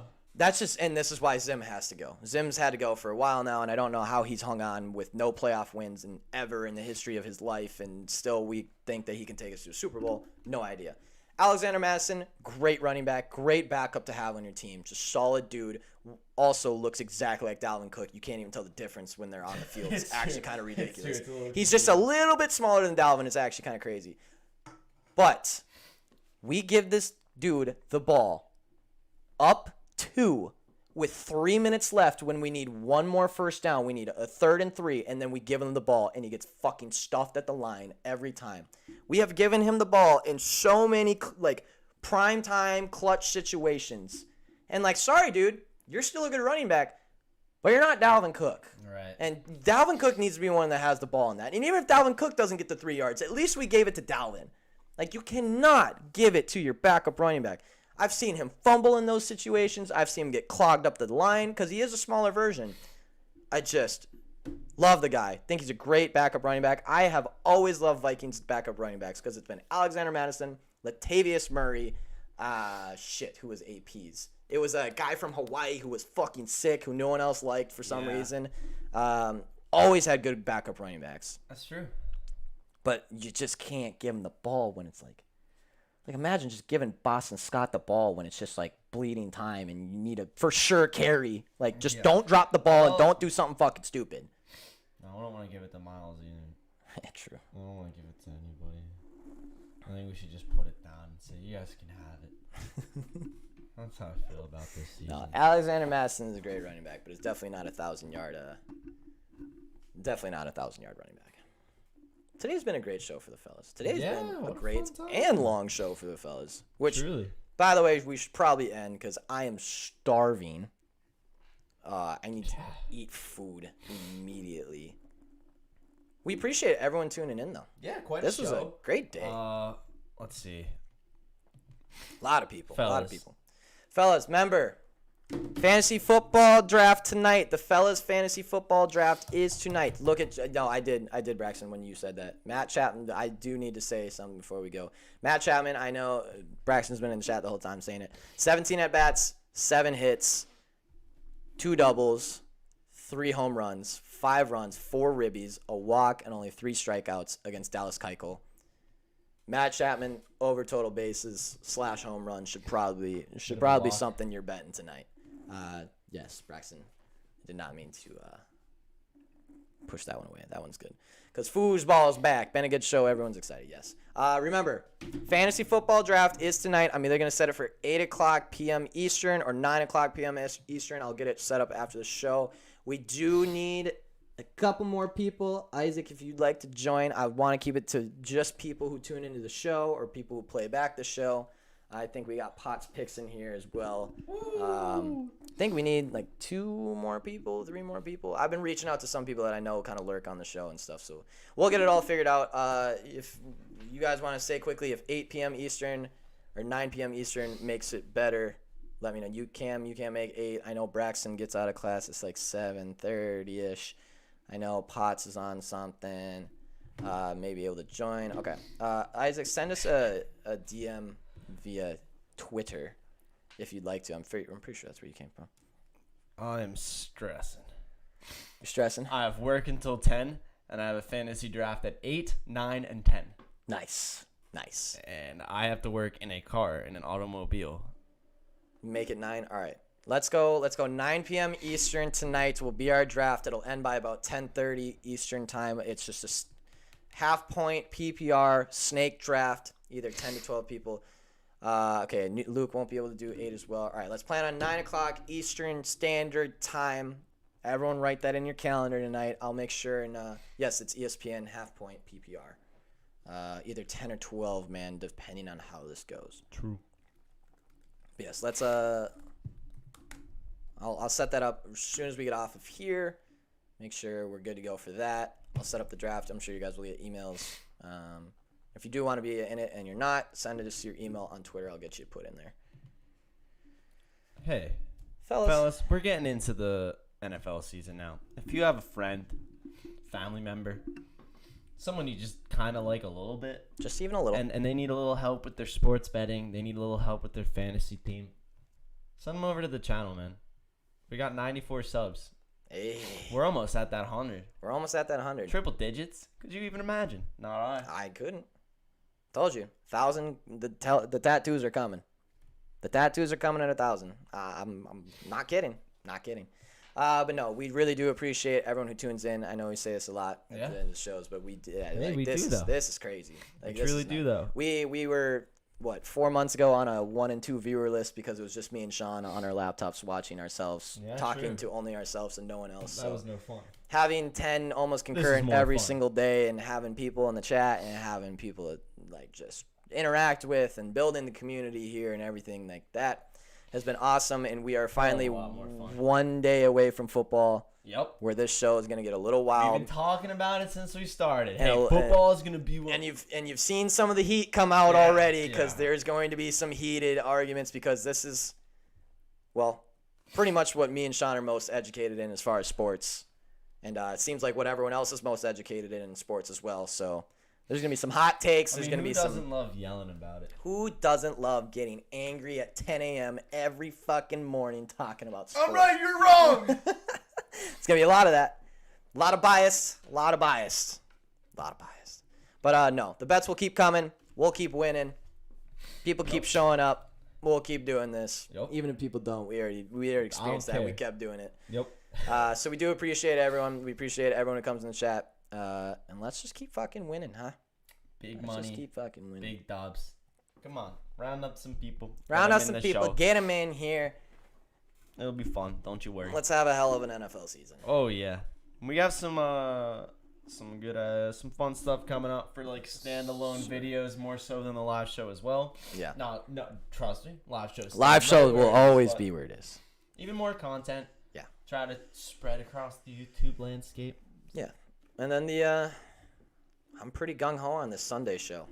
I'm pretty guns a blazing. Maybe just an hour before kickoff, we kind of roll through the shit that we want to roll through today, and rather than listening to the Stooges on Fox and CBS talk about shit that we don't fucking care about, you can tune into the Fellas Show and learn about what we're betting on the day and everything that we didn't know for the day. We're way more fun. Way more fun. All right, fellas. Have a good one. We'll see you tomorrow. Have you ever seen someone on ESPN threaten to cut a viewer's break lines? No, and that's why they're stooges in suits and they don't matter. There's uniqueness to the show. We'll see you tomorrow, fellas. 10 a.m. sharp again. Remember, tomorrow is the first day of NFL, and boy, oh boy, is it going to be a good one. It's going to be a good one. I can't wait. We are 30 hours away. Can't believe 30 hours away. Someone put a timer on that shit. We are 30 hours away. Sorry, the monkey video started playing and I can't control it. It's okay. All right, we're out of here. See you tomorrow, 10 a.m. Tomorrow's football. Get fucking pumped. But today we've got baseball and WNBA that we're going to clean the fucking house on. Will you stop? We about to be like this monkey. Bye, fellas. Yeah, we'll leave it at that. That's us walking into opening weekend. Bye, fellas.